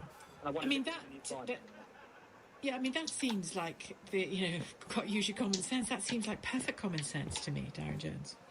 Yeah, well, firstly, it sounds like something I should probably do more of. So sounds good to me, Steve. I mean, I think this is the type of conversation which I really welcome, because it's about thinking within the guidelines. What can you do in your particular circumstances to protect people, but to get back to business. And much like with Stuart and with Kirsty, how is all this leaves going on around here? Council run it past them, see if they're able to say whether that fits within the COVID secure guidelines. But certainly in Bristol, I know we've written to the 18,000 businesses on the kind of business trees are coming down. I know that's not really in the village border area, but you're right. Jesus If you've got Christ, PPE that's and just sanitizer, maybe hook them all up too on a much tree, WhatsApp call or something, so they can speak to each other but maintaining social distance. You can find innovations. There is such a thing as too much bush. So I wish you all the best, and I encourage you to give your local council support. Love that reaction. The overarching He said bush. plan, really, from your perspective, Darren Jones, is to, as well as this, obviously this is you from one place, hearing from other people, but you're going out, aren't you, to see businesses when it's safe to do so? Yeah, as soon as we're allowed. Actually, I'm struggling to find the wood where all this. My time in the Westminster bubble, and I just want to get on the front line around the country to understand what life is like for people. Because when we're making policy proposals in the House of Commons, I want to make sure that makes sense in local communities right across the country in terms of delivering jobs and wealth and business activity. And so we will be coming around and talking to as many people as possible as soon as we're able to do so. Well, thank you for coming on today. I hope it's been useful for that project, that overall project. To Darren Jones, the Labour MP for Bristol North West, Chair of the Business, Energy and Industrial Strategy I can't wait till I Committee. get a desk and a proper chair. I love a Friday. So Coming up much at 6 more tonight, it's Rachel Johnson, but right now, here on LBC, it's Eddie Mair. Thanks, Sheila. It's 4 o'clock. Here are the headlines. COVID puts the economy on life support. These figures came as no couch. Oh, God, I haven't heard that in ages. A public health yes, it's a sofa. I'm sitting on a sofa. For a public inquiry now into the handling of COVID-19, we'll get the view of someone who's it's actually a two-seater as well. The Reverend Al Sharpton spoke at the funeral of George Floyd. Your family's gonna miss you, George, but your nation is going to always remember your name. Tonight, Al Sharpton talks to LBC. I think that Churchill's position on India, Churchill's some of his statements are very troubling. Plus, Simon Marx's American Week, and the Downing Street News Conference begins at 5. Alright, that's a bit better now. With Grant Shapps. Yeah, right. On your radio, on Global Player, and Play LBC. leading Britain's conversation. This is LBC. What the fuck? Oh, no. Fucking wank. The Prime Minister Shit. says the only responsible course of action is to stay away from public demonstrations. He's condemned the actions of violent protesters as statues around the country are covered up and says it's shameful they should come under attack. More rallies are planned this weekend, some counter-demonstrations as well. Boris Johnson is warning elements have hijacked the Black Lives Matter protests. They are using them as a pretext to attack the police and to cause damage to public property. My message to everybody, for all sorts My message to everybody is stay at home, control the virus, save lives. We should not support a demonstration that is in all probability going to end in deliberate, calculated violence. A Black Lives Matter rally is also taking place in Kettering in Northamptonshire this afternoon. This man explains why he's there. Although the racism here is not so obvious and covert, it's still happening here. We're not innocent. Things need to change here. It's not just America, it's here as well. The Department of Health confirmed shit. over 202 It's people not just have died America, across it's the here UK, as well. testing Really? positive with I COVID-19. thought It means the racism, official man. You total just did in now one stands at country. 41,481. It's being admitted the R rate, which measures the The virus US of R, up United again States in of England. racism. The UK range remains 0.7 to 0.9, but science Who advises the government to publish a regional the what? value with the southwest the highest. UK Oh, economy by more than a the fifth radio in April station I'm as listening expected to. because of the coronavirus crisis. Yeah, The Chancellor just says the figure is in line stupid with other people. countries. Forecasts suggest that They're like, it's here too. It's here too. You know, it's not just America. Really? No fucking shit. We're looking at not just the worst monthly figures in history, they're 10 times worse. Not particularly surprising. We did lock down the economy. We stopped large numbers of people going to work. We know 9 million people have been furloughed. But this has gone right across the economy, not just hospitality and retail, huge construction, manufacturing. There'll be no extension to the Brexit transition period, despite demands from the First Ministers of Scotland and Wales. Desperado. Nicola Sturgeon and Mark Drakeford have written to the Prime Minister warning him ending the arrangement in December would be reckless in light of the ongoing pandemic. And Vladimir Putin's appeared in public for the first time since mid-March. Vladimir Putin has appeared in public for the first time since mid-March. I don't give a shit. He wasn't wearing a mask. It's reported the 67-year-old has been insisting officials and aides quarantine for 2 weeks before meeting him. The FTSE 100 is trading up 72 points at 61.48. The pound buys $1.25 and €1.11. Weather, heavy rain in northern England and parts of Scotland. Sunshine and showers elsewhere this afternoon. A high of 21 degrees. From Global's newsroom, you're up to date. Bill Overton there with the news. Welcome to the programme. On Monday, non-essential shops across England can open. It's very interesting listening to Sheila's last hour, hearing from retail outlets, people who run businesses wondering where they stand. And we've spoken this week on the programme about how shops are prepared. I hate the fact that the fucking pigeons sit on top of the bloody chimneys here because they're so fucking loud. It sounds like the one in the bloody room. At some time, you may have been itching for weeks to get back into shops. Something that used to be every day, but like so much else with COVID, has become a memory. Browsing for clothes, browsing for books. Maybe you need to go and have a look at washing machines or patio furniture. All the stuff that's been off limits on the high street for so long. Just Eat, Pizza Hut. Seriously, I get 2 emails, one from Just Eat and one from Pizza Hut straight away. It's like, they've been looking at my search history. Ready and willing to do so. 0345 6060973. You might have missed it. I mean, we've all missed aspects of our old life, haven't we? And we, in a sense, we want the old life back, not how it used to be. Maybe not for a long time. Maybe not ever. And when it comes to shopping, for me personally, I was never an inveterate shopper. I already did a lot of shopping online, but the pleasure of going into a store and browsing and just going up and down the escalators and having a little look and a rummage and seeing where it took you, that was one of life's little pleasures. And that's not been around for such a long time, and I already miss it. But I also know that in the very limited way we've been able to shop recently, such as going into supermarkets, that makes me tense. And even though the supermarkets, and I was in one again yesterday, even though they have done everything they can to make it safe, you know, a one-way system, stickers on the floor everywhere saying 2 meters apart and so on, I still get nervous. And then you always get someone, as happened to me yesterday, who, despite all the stickers and despite everybody else observing the rules, he appeared on my shoulder. I was breathing down my neck, and I turned round and said, "Get back!" I don't know what he said in response, but he did get back, which was the main point. Now, that's in a supermarket shopping for essentials. What about when it comes to retail therapy, which most of us have indulged in from time to time? The pleasure of shopping has inevitably been sucked out by COVID-19. And that, however, so I've got loads of spruce wood on me, so I'm just literally following the initial layer that you've done. It's not going to be the same, is it? The retail sector please needs have us that on you. to get shopping again. You know, we've spoken about this, we've heard from them. There are people who've been furloughed for weeks. They don't get paid much anyway. And if enough of us don't go through the doors and spend money, they're in big trouble.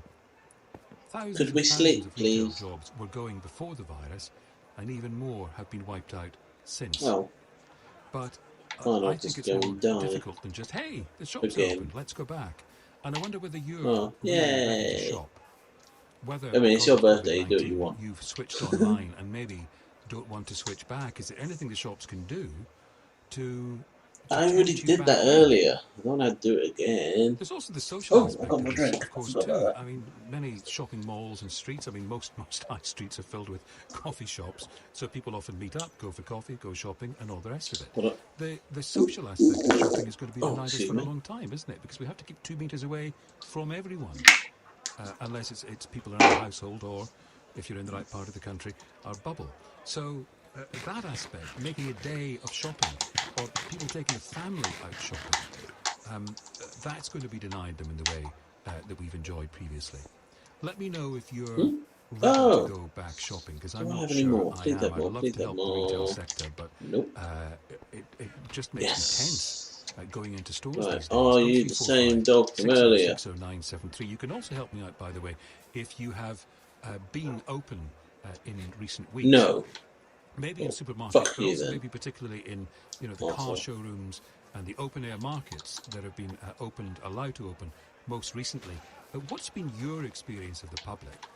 Are they ready to come back and shop? Are they browsing? More importantly, from your point of view, are they buying?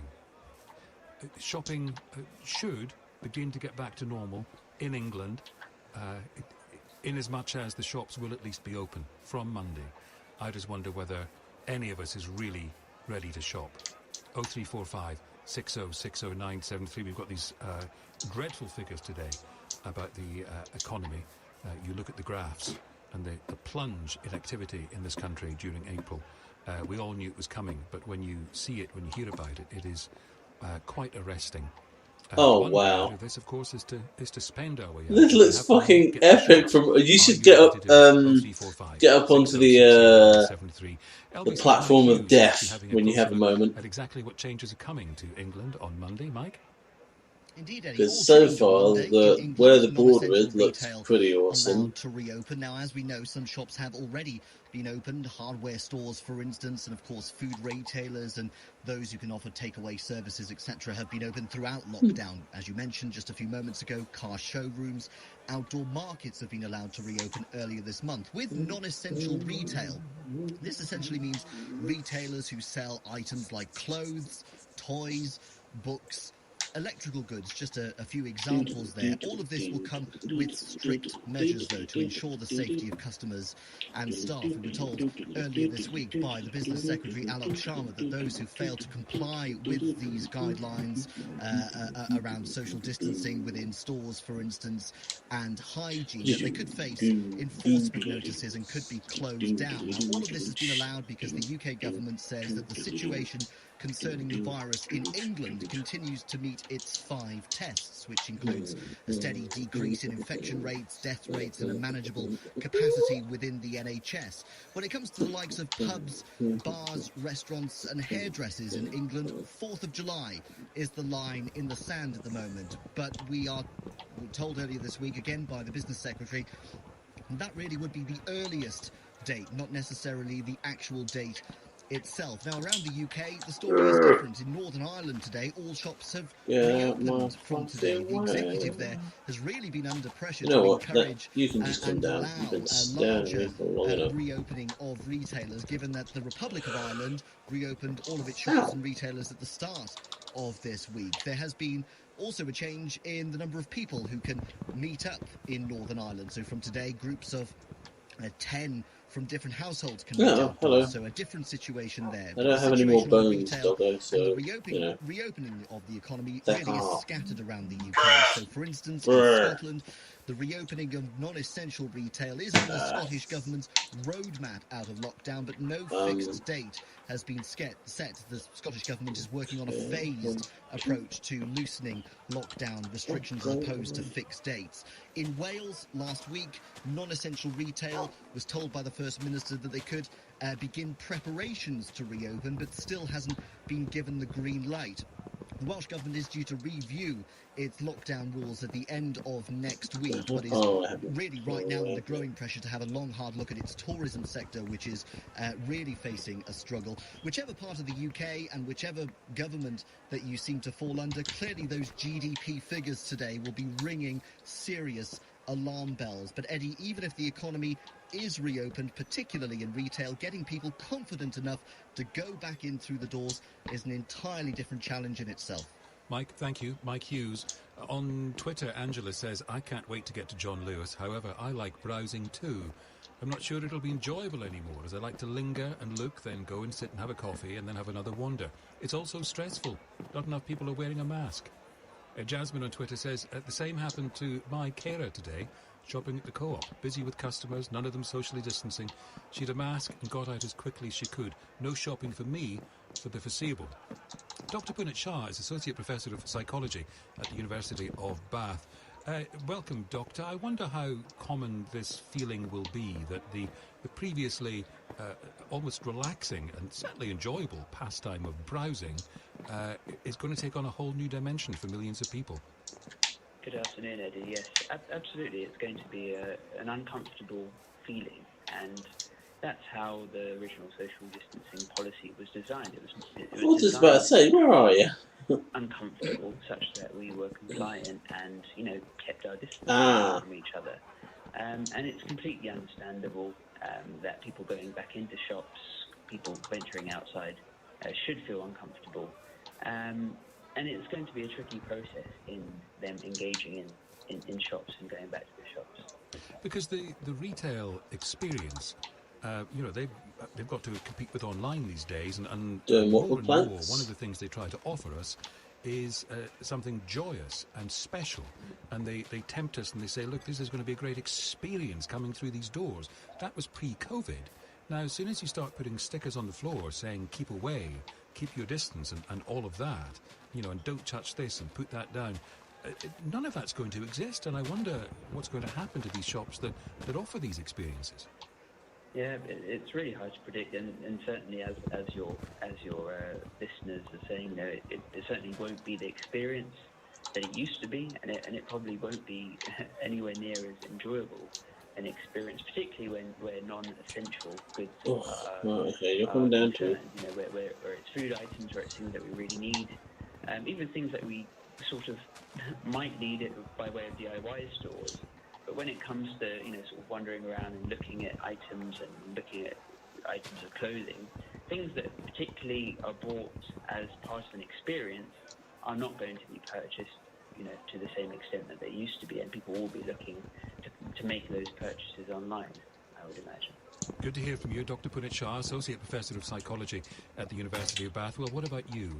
Well, first of all, there's not much money around, is there, for all the reasons we understand, but if you have any spare money, are you interested, if you're able to, in going to the shops from Monday?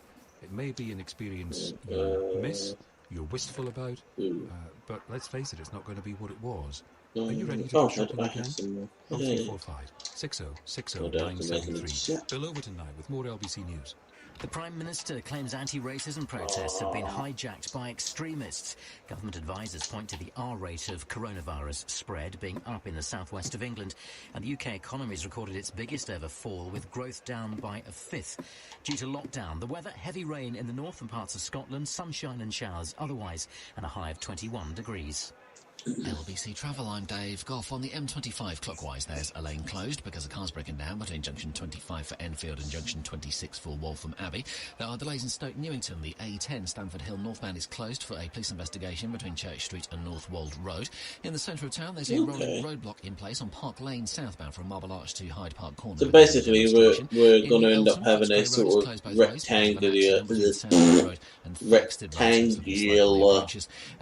Lamas Lane remains closed in both directions between Esher Green and Clive Road. That's after there was a fire in a building on Wednesday. I tell you what, it does. I didn't realise you had gone before, so I was talking a bit. Like, I don't know if you heard when I said about you should really get up to the platform of death and have a look at it so far, just like where the border is and whatnot. So that's pretty cool. Yeah. Get unlimited broadband for just $17.99 while it's still low. PlusNet. Oh, you've got round the edge now. June, 12-month contract, new customers in low-cost areas only. Reward calculated by email and within 2 months. Terms apply. Call Eddie Mair 0345 6060 973. This is LBC.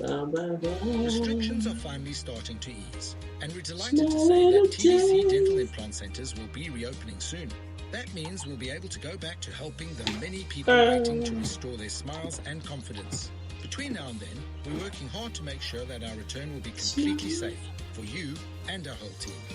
For more information and to register as one of our priority patients, visit smileingaday.co.uk. Oh, bollocks. No. At Lloyds Bank, we know that money is a concern for a lot of people during this time. I'm really worried about the business. I'm worrying about you, and I think that's changing me, and I'm worried that somewhere along the line you might not love me anymore. Oh, that's not true. Whatever's playing on your mind at the moment, Lloyds Bank, in partnership with Mental Health UK, can offer you support and advice. Visit lloydsbank.com/mentalhealth. As part of the plan to help London reopen carefully, safely and sustainably, TfL is making it easier and safer to walk and cycle more. We're asking all Londoners to do this wherever possible, saving space on public transport for those who must use it. Walking and cycling will also help improve London's air quality and is great for your mental and physical well-being. As part of the Street Space for London plan, we're working closely with London Boroughs and the City of London Corporation, changing town centres, building new cycleways and creating low-traffic neighbourhoods right across our city. Some streets will be converted to walking and cycling only, with others closed to all traffic apart from buses. This will create more space for social distancing when walking and cycling and help reduce road danger. To help boost safety, yeah, well, I wasn't talking about you. Cycles are available at key areas. It's clearly a platform of death for me. For London. To the Mayor of London and TfL, every journey matters. Eddie Mair on LBC. Call 0345 6060 973. This is Friday, and a bit later, just before 5 o'clock, we'll hear from our US correspondent Simon Marks with his regular look back at the week. Before 6, a conversation we've just recorded with the civil rights campaigner Al Sharpton. The Reverend Sharpton was one of the speakers at the funeral of George Floyd. And we spoke about statues being torn down in Bristol and elsewhere. We spoke about George Floyd, of course, and also about Winston Churchill. You can hear the interview with Al Sharpton before 6. Right now, though, I'm interested in the change coming to shopping in England from Monday and wonder whether you're really interested in taking part in it. Jane, welcome to the programme. How are you? Hi, fine, thank you. Yeah, got a lot of trees to take down. Going to be queuing outside somewhere at 9 a.m. And then, like a lot of the pathways are like just really weird, and that bugs me. So like, once we've got the fence done, I want to I'll end up doing the pathways. My company went insolvent, so with an unsure, uncertain financial future, I won't be able to go shopping for the foreseeable. I say, even if I could, part of my sort of enjoyment of shopping is going to have a coffee and mooching about, and I think having to queue outside for ages, and then sort of very sort of sterile kind of environment, and being hunted in and out by security. You can't touch me, I have fish. It's not the same thing at all, is it? It's completely different. No, I think the pleasure out of it will be gone, and I think people will only go out where... Fuck it, I know what texture pack I want to play with now. These shops and retailers, because their footfall is going to be minimal compared to and yet so much store has been placed in reopening, hasn't it? This has been, Monday will be, for many people, the people who work in the stores particularly, a big day that they've been looking forward to for months. Yeah, I think it will be a lot.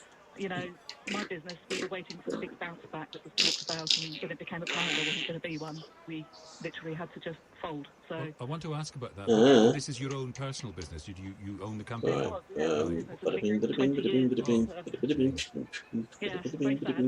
What line of business were you in?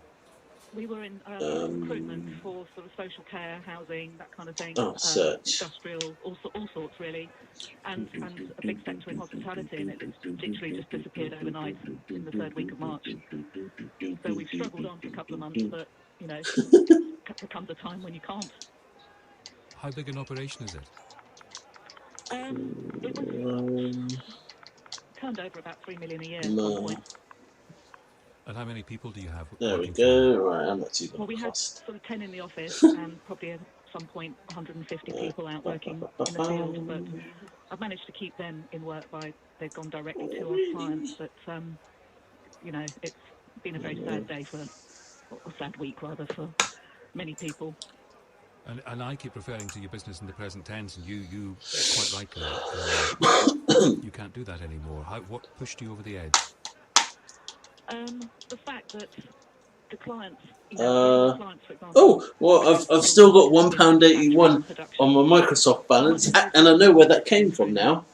I had £4 on there, and I couldn't remember where it came from. And then I remembered. I was looking at my message list today, and I had a message from. No, it was £4. It was something from Apex. Season 4 of Apex Legends is here, and this is like back in March. Here's £4 to spend on the Apex store, or for whatever, or whatever you want on the Microsoft store. And I'd redeemed the £4, but I hadn't actually used it until like I bought a File Explorer program which lets you access the internal files of the Xbox, and that was only £2.79, so I didn't have to pay for it. So I've still got £1.81 left. What are you going to do? So this is going to cost me two. Hold on. Oh, Jesus Christ, what are you in today? £4.90 minus £1.81. It's going to cost me £2.38 for this Texas pack, so yeah, fuck it. For 20 years, so that is really my bag.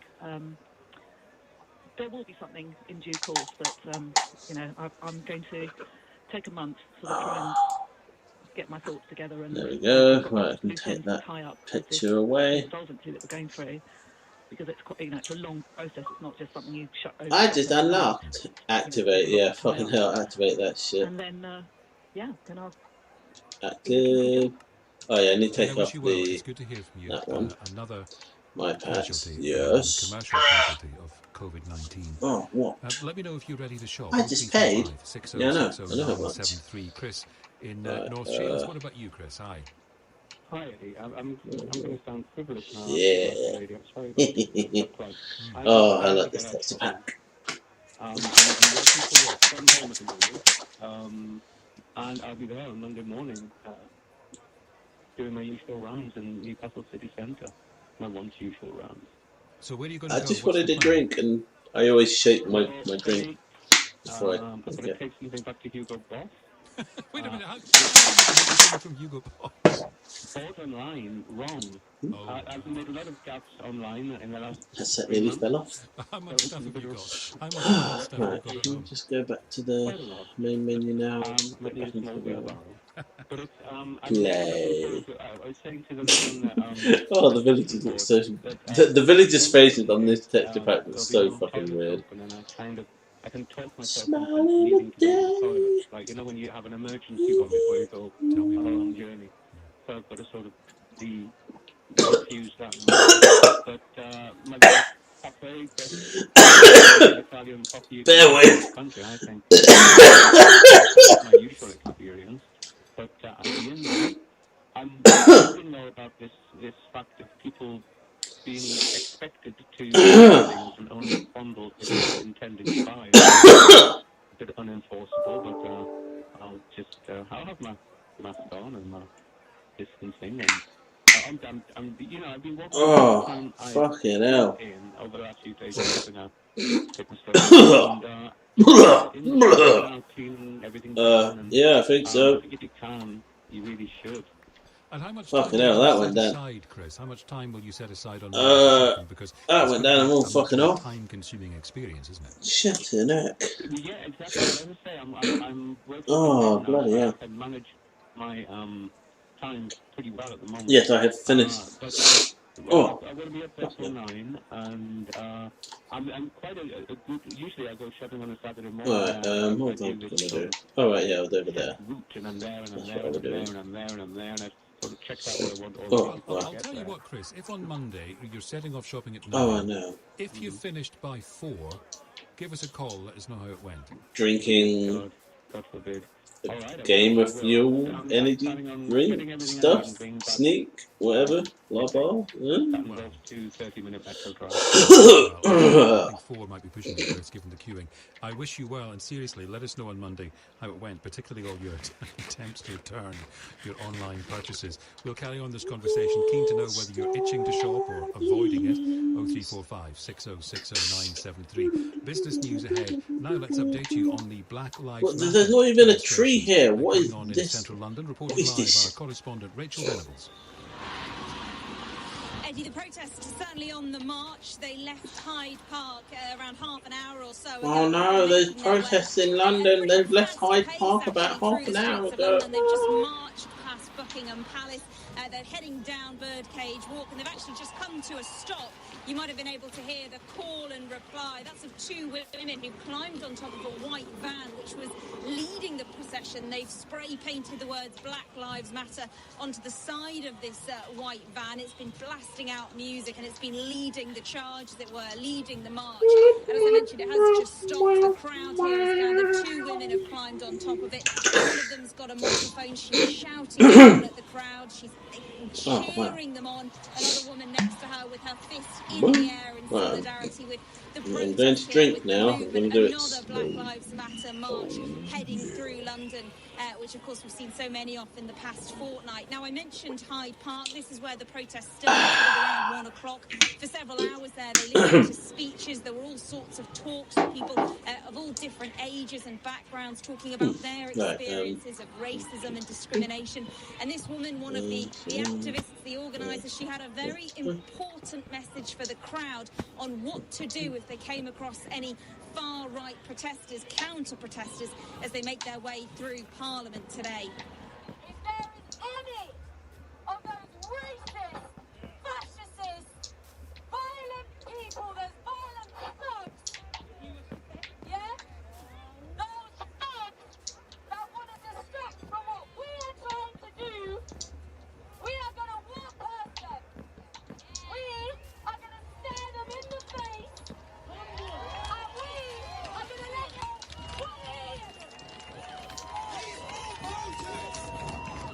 A peaceful protest.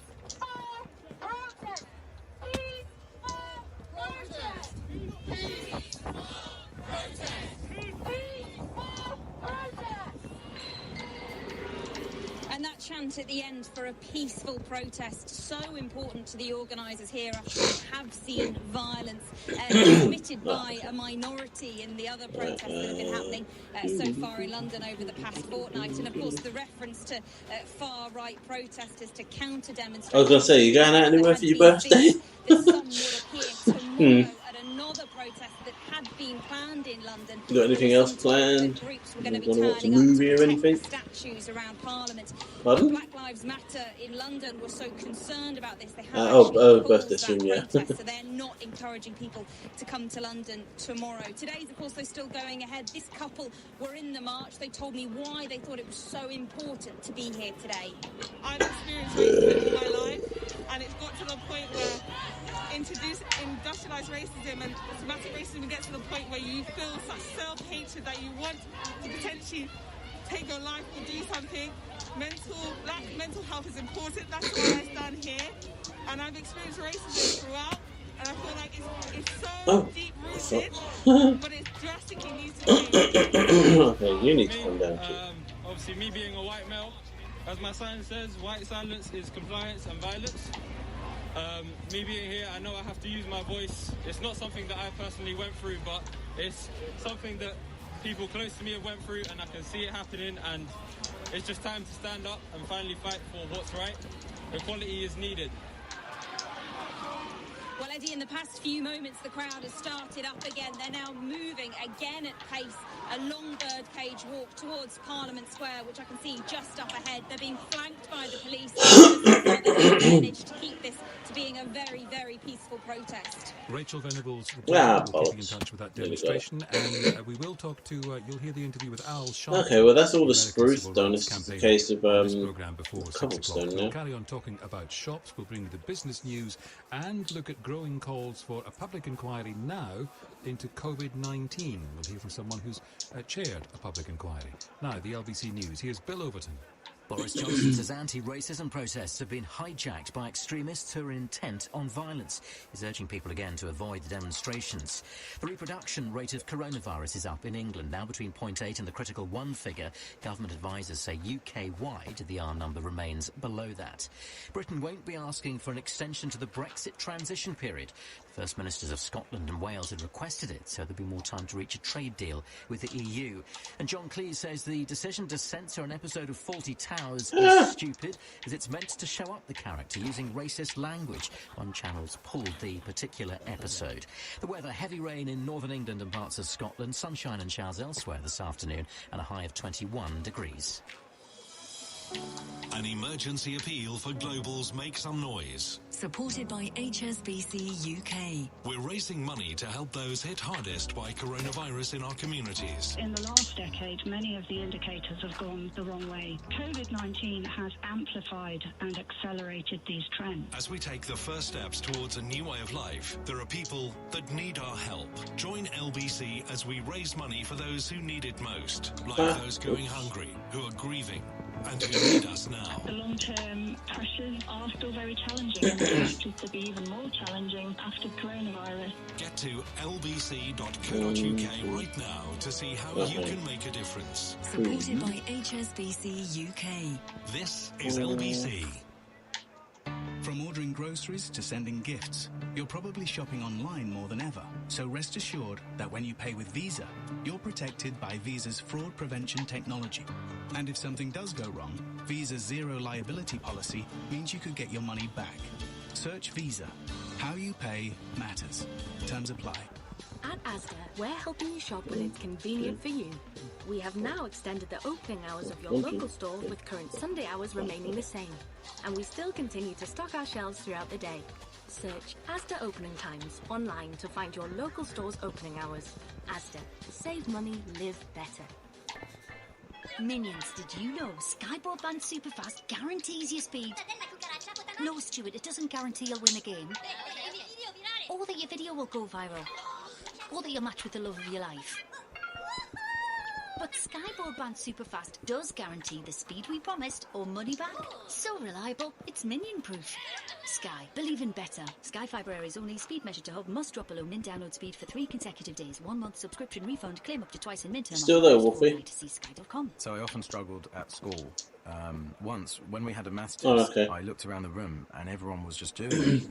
And I couldn't. I was thinking, like, if you're still going to do your idea of, you know what you're going to do about the iron. But it's just a handful of small ones. Obviously, we won't need as much cobblestone. cobblestone. Every problem I face to this day. Teaching. Every lesson shapes a life. You could get £26,000 tax-free to train as a teacher. Subject to eligibility, selected subjects only. Search Get Into Teaching. When it comes to finding something new, you can start the conversation at Hello You.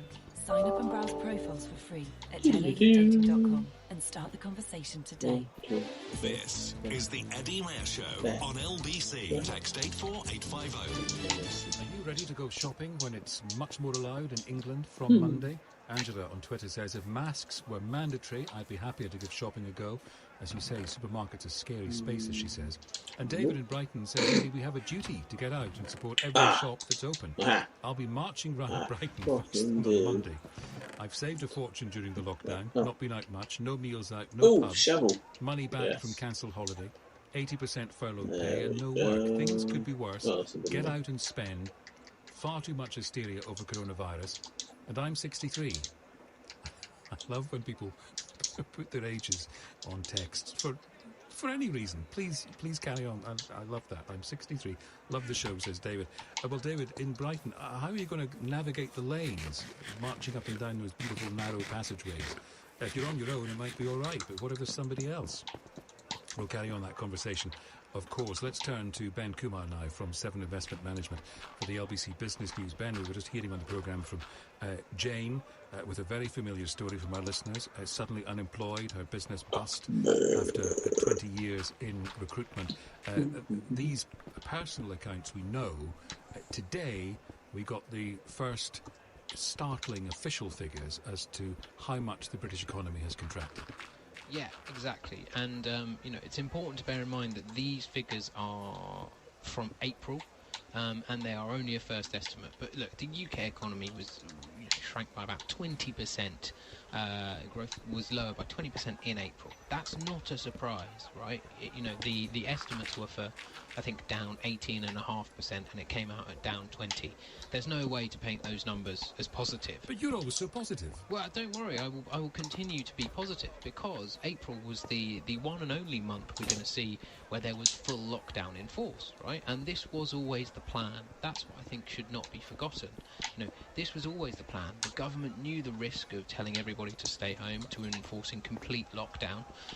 It was to sacrifice the economy to save lives. That's certainly happened on the sacrifice side. We shall see on the saving lives side.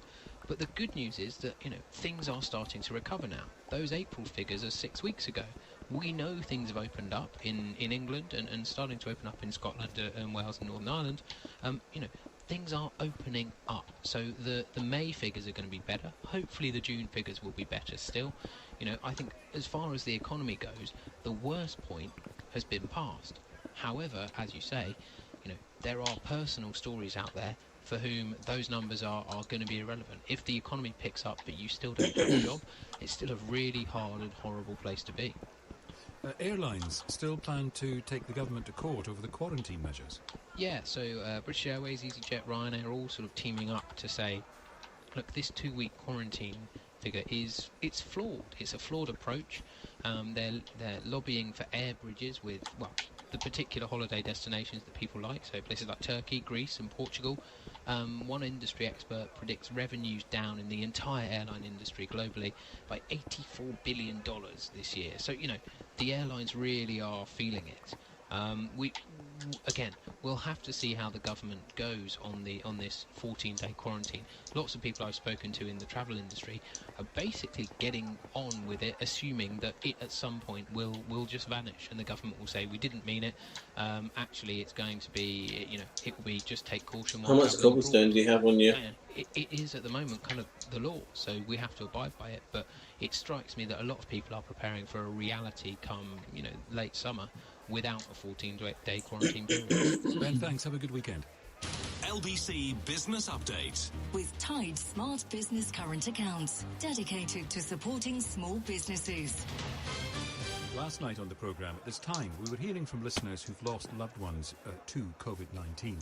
And there are growing calls for a public inquiry into COVID-19, including from those bereaved. Lawyers representing hundreds of them called on Boris Johnson and Matt Hancock to hold public inquiry in the saving lives, as you know, because they're asked about it in the Downing Street briefing all the time. They say now is not the time. Well, we wanted to get the view of someone who knows a bit about public inquiries because he's chaired them. Hugh Pennington is Emeritus Professor of Bacteriology at the University of Aberdeen, and he chaired inquiries into E. coli outbreaks in Scotland and South Wales. Welcome back to the programme, Professor. What's your view? You know the arguments. Would we benefit, would we save lives if we had an inquiry now? The problem is having an immediate inquiry. Go away. All sorts of issues that have to be addressed first. Now, there are inquiries going on at local level in Cambridge, I hope, although we haven't seen much evidence of it. And then, what's the role of coroners, for example? And in Scotland, we have a different system. We have fatal accident inquiries, which actually take quite a long time. I did two sorts of inquiries. I did an inquiry during in 1996, when the outbreak was still rolling, although it was being investigated by an outbreak control team. They were doing the sort of groundwork and all that kind of thing. And we were given a very short time to get our report. so that we could learn lessons and submit them to Parliament and have legislation passed to stop that sort of thing happening again. And we did that in a matter of months. Now, I think it'd be quite difficult to do that kind of inquiry that satisfies everybody, because that inquiry, it wasn't a public inquiry. It was run really we were based in government buildings. We have civil servants on the committee, and we had to tread very carefully, so that basically we were seen as being sort of independent, but we weren't completely independent. I was independent, but some of the members of the committee weren't. Anyway, at the end of the day, we had a rather simple task, because the politicians were all in favour of what we recommended. It went through Parliament. There was no argument about the details. There were some differences between England and Scotland, as is often the case. So that happened. The inquiry started in November.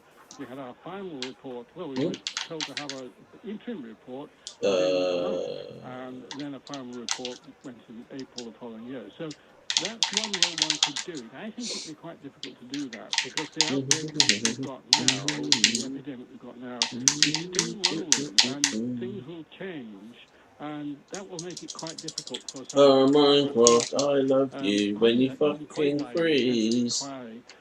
And I know what the president would say, that they're so busy controlling the virus. So I've just had to close down Minecraft and start it up again, because the game just froze. It's a very confident prediction. I think it will turn out to be right.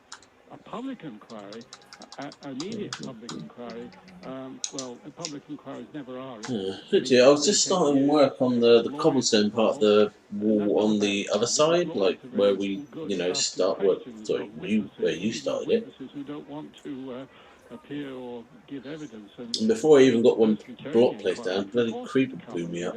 Or at least pass comment on it if they don't, and so on. But that will probably take a couple of years. It's very, very speedy. So, I think there's an issue here about how we look at what's been happening in terms of having an inquiry that gives us some kind of evidence about what went wrong in very short order, so that at least the obvious mistakes can be rectified, so that we don't have them being repeated. But it will be very difficult to have one very quickly, for the reasons I just said. If they asked you, would you say yes? Well, I mean, I suppose I would, basically. I think it's actually more complicated than even just having one inquiry. I suspect there might well be one in England and one in Scotland, because that's because the law is a bit different in Scotland. The circumstances are not fundamentally different, but there are differences which would have to be coped with.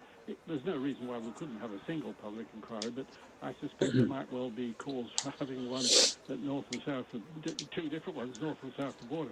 Now, if I was asked, I would certainly give evidence, because I've been commenting on what's been happening, and I have views and all that kind of thing, and so on. But generally speaking, these inquiries, the public inquiries, generally speaking, are run by a judge or a very senior barrister, because they're very good at doing that kind of gathering of evidence, summarising it, and also making sure that the evidence that is out there is actually got. Because sometimes let's try and get back to get institutions. I'm not pointing the finger at anybody or any institution in particular, but that was my experience in South Wales. That we had to work quite hard with some branches of some bodies that were a little bit reluctant to speak, but they all did at the end. I can imagine. Well, it's very useful to hear your perspective as someone who's chaired inquiries, given that the calls for inquiry now, as I say, increasing, certainly from some of the people who have been bereaved as a result of COVID-19. Thank you, Professor Hugh Pennington. Stand by for Simon Marks's Week. Now, here are the headlines. Bill Overton. Boris Johnson claims anti-racism protests are being hijacked by people aiming to commit violence. Advisors say the coronavirus R rate's gone up in the southwest of England, and the government's ruled out a request from Wales and Scotland to have the Brexit transition period extended. The weather: heavy rain in the north and parts of Scotland, sunshine and showers elsewhere, a high of 21 degrees. LBC Travel, I'm Dave Goff. It's slow on the M3 northbound. There's a lane blocked around junction 3 for Bagshot because of an accident. On the M25, anti-clockwise it's slow because a car's broken down between junction 24 for Potters Bar and junction 23 for the A1M, so one lane is closed. In the centre of town, there are delays because of a demonstration that's on the move from Hyde Park to Trafalgar Square and then on to Parliament Square. In New Elton, Footscray Road is closed in both directions because of an accident between Southwood Road and Thaxted Road, so it's looking slow on the approaches. And in Esher, Lammas Lane is closed both ways between Esher and Clive Road. That's after there was a fight in a building on Wednesday. This is LBC. At Morrison's, we believe now it's more important than ever to make food affordable. That's why we're cutting prices on the things you buy every week. Like a 5-pack of bananas was £1, now with a new lower price of 69p. And Maris Piper potatoes were £1.60, now with a new lower price of £1.50. And we're committed to holding these and hundreds of prices down low. Morrison's, we're cutting prices for you. Majority of stores, subject to availability. Potatoes 2.5 kilograms. Call Eddie Mayer 0345 6060 973. Oh yeah, that's pretty good actually. The only thing I really did yesterday was like redo the tutorials just so I could like refresh myself on the controls because it had been a while. But yeah, that was fun. Search Asda opening times online to find your local stores. Okay, well I was going to ask him nicely, but I suppose we could just kill him instead. A police officer. Someone who protects the people. Hello. Protects the vulnerable. Focus on doing the right thing. Building trust in your community. Representing one, representing all. Someone who is there in times of uncertainty. Every day is different. As a police officer, you can make an impact. Now's the time to make your difference. Become one of the 20,000 new officers. Search Join the Police. At Lloyds Bank, we know that money is a concern for a lot of people during this time. I'm really worried about the business. I'm worrying about you, and I think that's changing. Oh yeah, Blockhead. Somewhere along the line. No, seriously, that's what it's called. It's called the Blockhead pack. That's not true. Whatever's playing on your mind at the moment, I forgot about that Lloyds Bank, one. in partnership with Mental Health UK, can offer you support and advice. Visit lloydsbank.com/mentalhealth. Coronavirus UK, an LBC podcast with Nick Ferrari. The data show that we're winning. Oh yes, yeah, it is good. It's when I had to reload Minecraft, I forgot to put the texture pack back on. So at the moment, I'm back on the standard texture pack. We'll be taking tonight's Street briefing. Good, I fucking forgot. Beginning at 5 o'clock, and before 6, a conversation with the Reverend Al Sharpton. What, Cromer Hills? Civil rights campaigner of many years standing. He spoke at George Floyd's funeral this Yeah, week. it does look He's nice. got lots to say about George Floyd, about statues, and about Winston Churchill. You can hear that before 6. Right now, as we do every Friday at this time, here's our US correspondent Simon Marks It's true to not reflect streaming. on the week. Simon? Well, Eddie, I know it's been a Yeah, dramatic I'm week streaming. in the I've been UK. streaming Some for the statues past 2 falling, hours. Others being covered up, debates advancing, the historical fabric that underpins society facing new questions and challenges. But here in America this week, well, this week we've witnessed things we never imagined possible.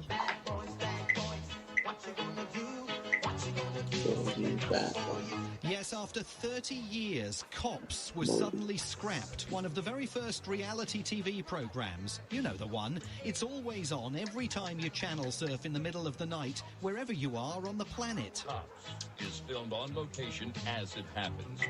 All suspects are considered innocent until proven guilty in a court of law. When the program debuted back in Yeah, I'm definitely 1989, live on no one Mixer, ever Wolfie. imagined that some of the cops might turn out to be the bad guys. For 1,000 episodes, it has shown relentless scenes of police officers, sheriffs, federal agents and state troopers always getting their man.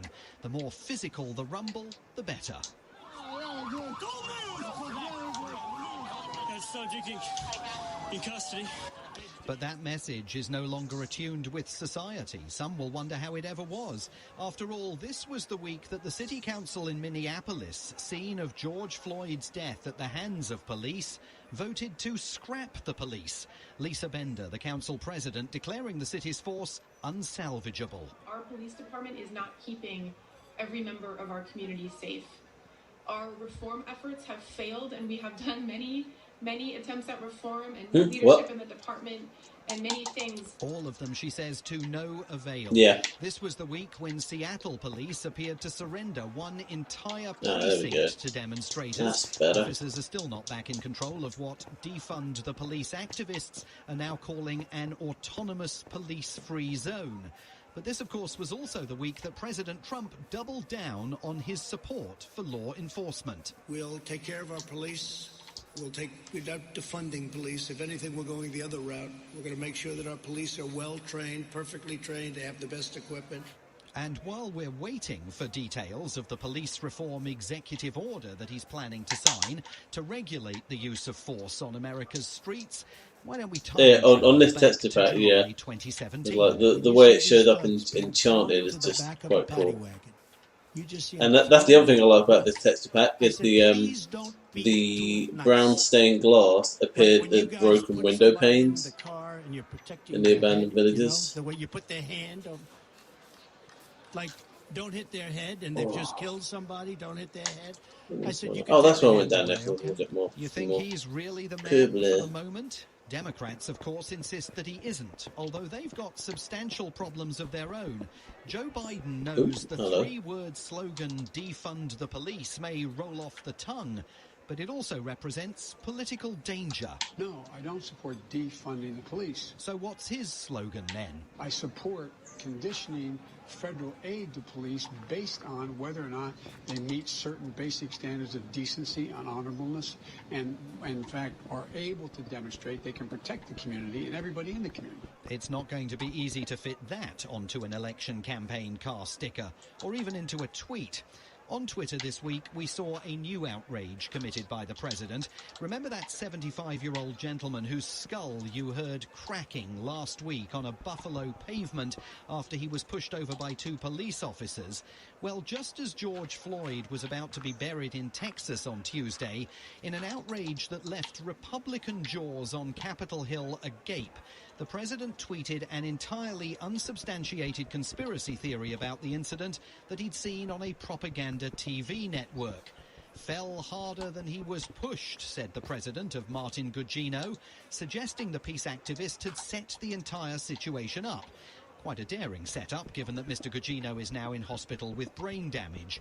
Defending the utterly indefensible, White House Press Secretary Kayleigh McEnany. The president does not regret standing up for law enforcement men and women across this country. And let me say this, and just give you a little bit about the mindset behind the president's tweet. Look, we're living in a moment that is, it seems to be reflexively anti-police officer. And it's unacceptable to the president. But here's the thing. We are not simply living in a moment here that is reflexively anti-police.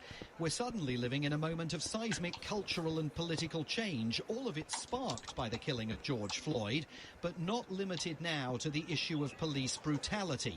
NASCAR, the stock car franchise here, hugely popular in America's Deep South, this week caved to public pressure and banned any display of Confederate flags or other symbols of America's racist past at its events. The U.S. Marine Corps, yes, even the Marines this week, banned any display of Confederate flags on their military bases. Who knew they were even still allowed? And the most articulate voice of tectonic plates shifting everywhere this week was visceral. It came from Brooke Williams, George Floyd's niece, who spoke at his funeral on Tuesday. Their officer showed no remorse while watching my uncle's soul leave his body. He begged and pleaded many times just for you to get up, but you just pushed harder. Why must this system be corrupt and broken? No more hate crimes, please. Someone said make America great again, but when has America ever been great? And there it is, the anguished divide between those people who question why America's greatness has never touched them and those who believe that calls for change are simply momentary, reflexive, and will be gone with the wind. I know. Even Gone with the Wind was Gone with the Wind this week. The epic. Well, you can't blame her, given she's a family member of George Floyd, so obviously she's going to be a little bit, pissy at the system. Accompanied by a discussion of its historical context and a denouncement of the film's own depictions of African Americans and slavery. Eddie, the times they are a-changin', and 5 months before the presidential election, America's political elites are going to struggle to keep up. Simon Marks. More from Simon this time next week. Ben Kentish, our Westminster correspondent. Have you ever been introduced with the theme to Gone with the Wind? Online. Yes, funnily enough, Eddie, the answer to that is almost certainly no, although I quite enjoy it. Maybe we could make it a regular thing. Well, maybe not that, but let me. Although it very quickly turned into gaming. It's Grant Shapps tonight. I think the first picture. The news conference. Yeah, I think the first picture I sent her on the dating app was actually a picture of me holding my new headset. What's he going to be talking about tonight? I'm not sure what the announcement will be, but I think there'll be questions about air bridges or travel corridors, these slightly bizarre phrases that we keep hearing. What they mean, really, is whether people are going to be allowed to go abroad this summer. Will people, a lot of people are asking, will they be able to have their holiday, their family holiday this year? And the answer seemed to be no when the government introduced that quarantine policy earlier this month. But now we know that Boris Johnson has instructed his ministers, led by Grant Shapps, to come up with these bilateral deals with the countries to allow exemptions, effectively, so people can go abroad to those countries, come back and don't have to quarantine. It's quite a big issue, and there's big pressure on government to get it fixed pretty quickly, not just so we can, if we want, go abroad this summer, but also, of course, more importantly, really, for the aviation industry and the tourism industry, which is pretty clear that policy risks absolutely decimating many companies. So I'm sure he'll be asked about that. He's likely to face questions, given what Boris Johnson has been talking about this afternoon, about the Black Lives Matter protests and what he makes of them. The Prime Minister coming out with a very strong condemnation, really, saying they had been hijacked by those intent on violence and urging people not to take part to this weekend. And then lastly, I'm sure there'll also be questions about the economy, the really stark, bleak stats we saw this morning about the huge contraction, the huge fall in economic growth because of coronavirus. The aviation industry, of course, part of Grant Shapps' brief, big part of the likely recovery, given it is crucial when it comes to imports and exports. So I'm sure the economic recovery will also be part of those questions this afternoon. Thanks, Ben. We'll talk to you the other side. Now here's the Steve Allen soundbite of the night. Where are you going? What is my camera? No, I didn't hear what you said. What did you say? A web camera. This is a Logitech C270, which is capable of doing 30 frames a second in 720p. The economy on life support. Nothing fancy, but you know, it's alright. This wasn't going to be That's just the job. a public health crisis, but also a really serious crisis for our economy. A Black Lives Matter demonstration in London. Again, Black Lives Matter protesters take to the streets in London. I'm LBC's Rachel Venables joining them on the march to Westminster. This week, the Reverend Al Sharpton spoke at the funeral of George Floyd. Your family's gonna miss you, George. But your nation is going to always remember your name. Tonight he talks to LBC. Now let's take you live to Downing Street and Grant Shapps. Medical Director of NHS England, and again by Sir Peter Hendy, Chair of Network Rail and directing the restart of transport system. Let me begin by updating you on the latest information from the government's Cobra file. On the first slide here, we can see the latest information on infections. Results from the ONS Infection Survey, published this morning, estimate that the number of people who tested positive for coronavirus in England fell from 152,000 between the 27th of April and the 10th of May to 33,000 between the 25th of May and the 7th of June. This is encouraging progress and suggests that around 1 in 1,700 people in the community had coronavirus during the latest period of the survey. SAGE has also confirmed today that their estimate of the R rate for the UK is unchanged on last week at 0.7 to 0.9. We want to keep the R rate number below 1, and R, of course, is the average number of additional people infected by each infected person. The second slide shows the confirmed cases with the test. 6,434,713 tests for coronavirus have now been carried out or posted out in the UK. This includes 193,253 tests carried out or posted out yesterday. 292,950 people have tested positive. What the fuck? Oh, I'm stuck on a fucking berry. Cases since yesterday. Ah, for God's sake! I was wondering, like, what's going on? I thought you hit me again or something. I was like, what's going on? Oh, right. Fucking berry. The third slide shows the latest data from hospitals. 535 people were admitted to hospital with coronavirus in England, Wales and Northern Ireland on the 9th of June, down from 722 a week earlier and down from a peak of 3,432 on the 1st I can hear you. 392 coronavirus patients are currently in mechanical ventilation beds in the UK, down from 571 a week ago and down from Alright. No! Oh! 300. I'm gonna fucking kill you, Wolfie, I swear to God. The fourth slide shows what is happening in hospitals across the country. There are now 5,607 people in hospital with coronavirus in the UK. I know, yeah, that happens again. From 7,036 a week ago, and down from a peak of 20,697 on the 12th of April. As the graphs show, while there is some variation, most nations and regions in the UK are broadly following a similar pattern. The fifth slide shows the daily figures for those who've sadly lost their Oh, lives. that's fine. I remember I had someone come into my stream last night, and they just said, "You be looking kind of fresh, though." Number of deaths now stands at And that's all they said. They followed and left. And it was like, okay. 202 fatalities. Some weird people on Mixer.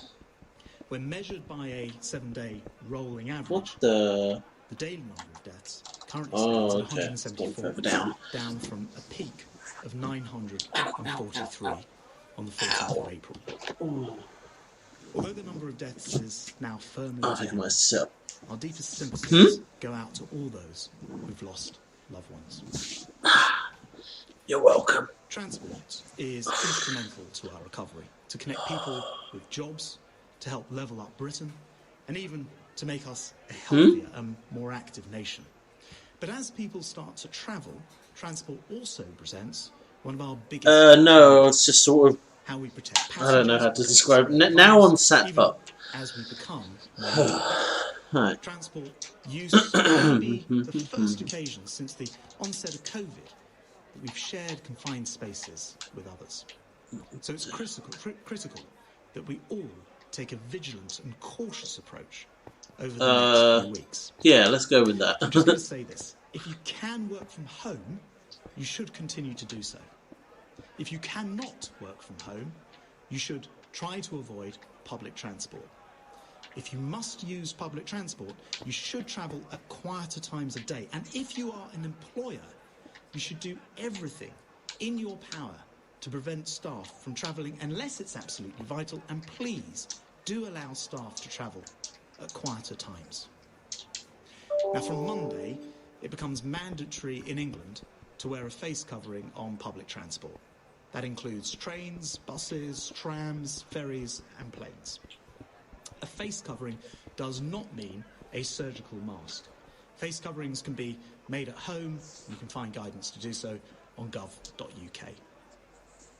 As we move to recovery, it's more important than ever to protect each other, preventing those showing no symptoms from infecting others.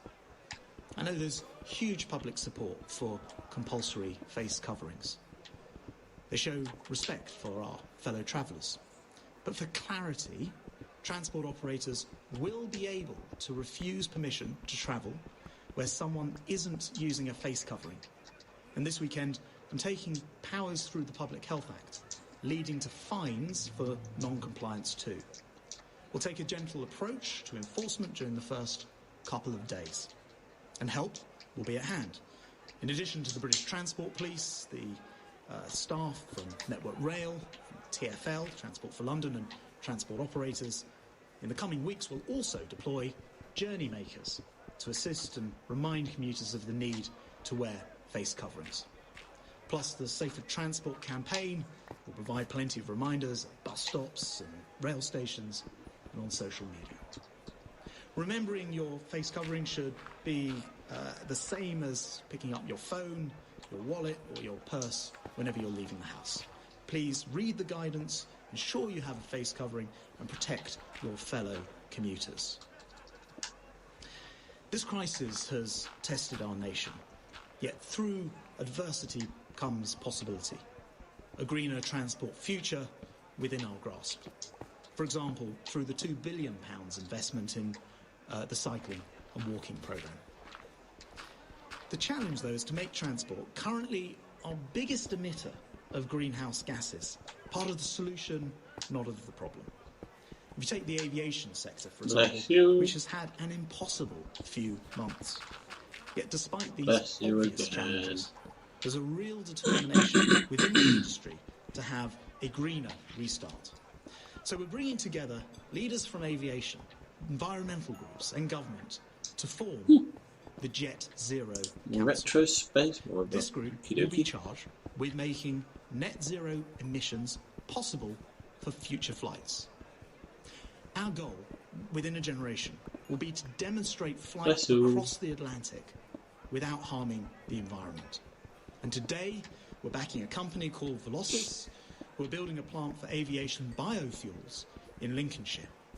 I'm also excited about a Cambridge University and Whittle Labs project to accelerate technologies for zero carbon flight. The shared experience of fighting coronavirus has changed us in many different ways.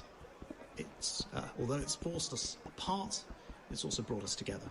Although it's tested us, it's also shown us at our very best. And although it's made us reflect on the past, it's focused us on those plans for the future. But now, bless you again. More mobile, we must not forget this insidious virus is still a threat. Oh, you got hay fever or something. Means avoiding public transport if yeah. we can. I get it as well, but it doesn't affect me in terms of sneezing. It affects my eye. They just stream, and they get mildly irritated, and they just stream as well. Want to show the passion for issues it's kind of annoying. Deeply about. And we must never be complacent. Stamping out racism and discrimination in this country. But please, for the sake of your health, and that of your friends and family, don't I don't know if you can take for it like some Vicks or anything like that. We've come a long way. As we move towards recovery, let's protect lives as well as livelihoods. Thank you very much. I'm going to turn to David from Sunderland, member of the public, who has the first question and these questions. Thank you for taking this question. It's likely that some businesses will not survive this pandemic, and therefore unemployment will rise. What specific plans do the government have to create jobs? Thank you. Pardon me. David, thank you very much for that question. And you're absolutely right. We've seen the scale of the challenge. We've seen the new statistics out today, and we recognise that in common with the rest of the world, we have an enormous battle on our hands, not only with the coronavirus and the recovery from that, but also with the economy.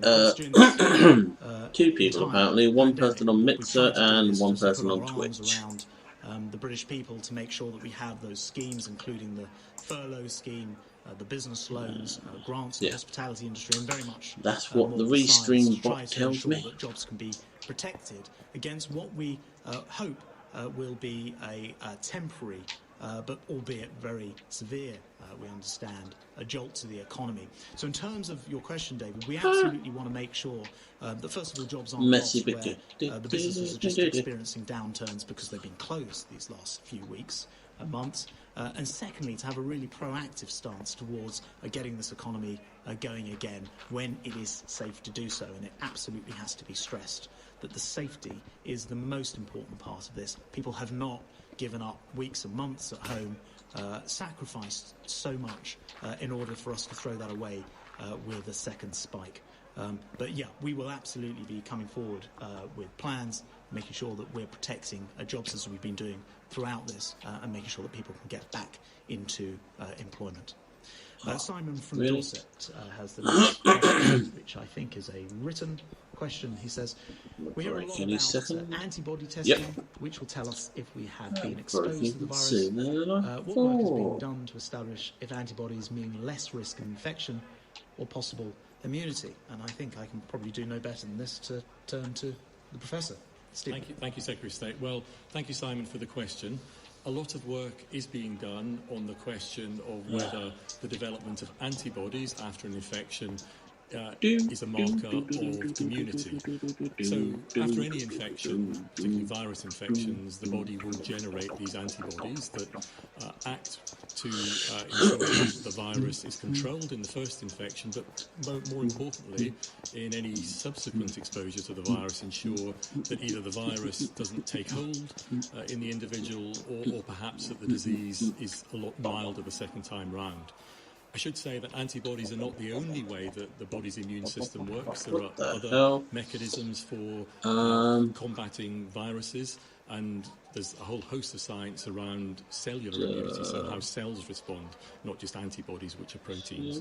But the important question here is we can measure antibodies. Wolfie, have you been putting stuff into my box? Because I've just come in it and I'm like, hang on a second, this seems much more fuller than it was before. And a very key question is, does that antibody response, does that positive test mean that there is immunity in the future? So I definitely didn't have any shit. I thought that was bamboo for a second, and I was like, oh, right, no, that's okay.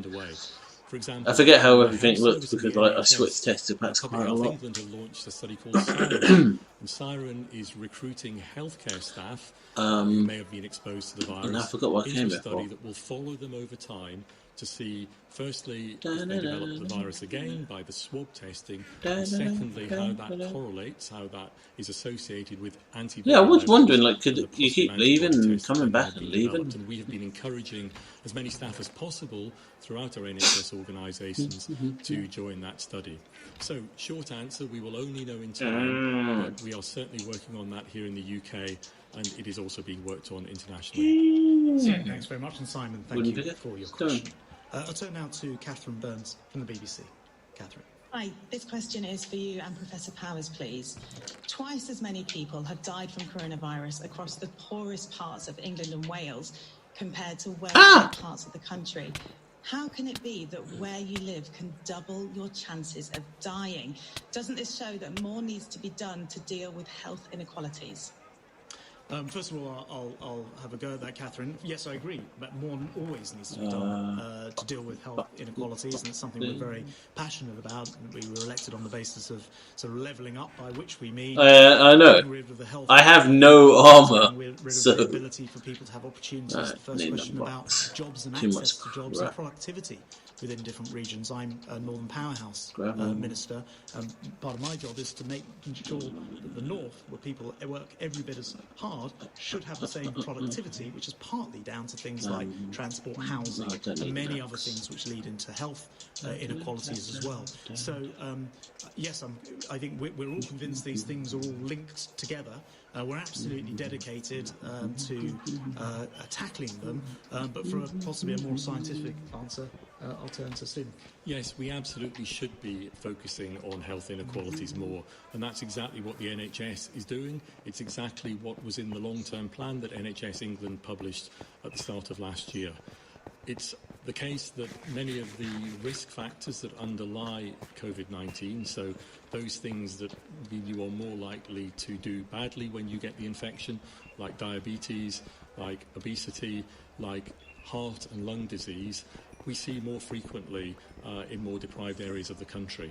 And so tackling those issues fundamentally will also mean that people are less likely for infections such as COVID-19. So we have very targeted approaches. I lead the cardiovascular programs at NHS England, and we've been putting in place very targeted approaches in heart disease, for example, that really focus on the most deprived areas because it is absolutely crucial that we narrow the gap in health inequalities. Ask a quick follow-up question also to you and Professor Powers. There are reports that the Chief Nursing Officer, Ruth May, is either unwilling or unable to attend these press conferences anymore because she won't defend Dominic Cummings. Can you please tell me if this is true? And if so, do you think that is right? Well, I don't think it is true. She's attended them many times before. I know. Oh no, I found them, but I couldn't use. I couldn't. The top of the Number 10 Twitter feed. I think one of her tweets. And so I'm. Yeah, sure I couldn't she's mind been them. a regular contributor before, and I'm sure she'll be back here again. I don't know anything about the various discussions, but all I can say is that I've been here many times saying exactly what I think. Thank you. Thank you very much. And thank you, Catherine, for your question. I turn to Tom Clark at ITV. Hello, Secretary of State. Thanks very much for taking my question. The first one, I think, is for you. My second question, if I may, for Professor Powers. Given the economic figures that came out today, which I think can only be described as dismal, wouldn't it be sensible to mandate the wearing of masks everywhere, not just on public transport? In fact, to do any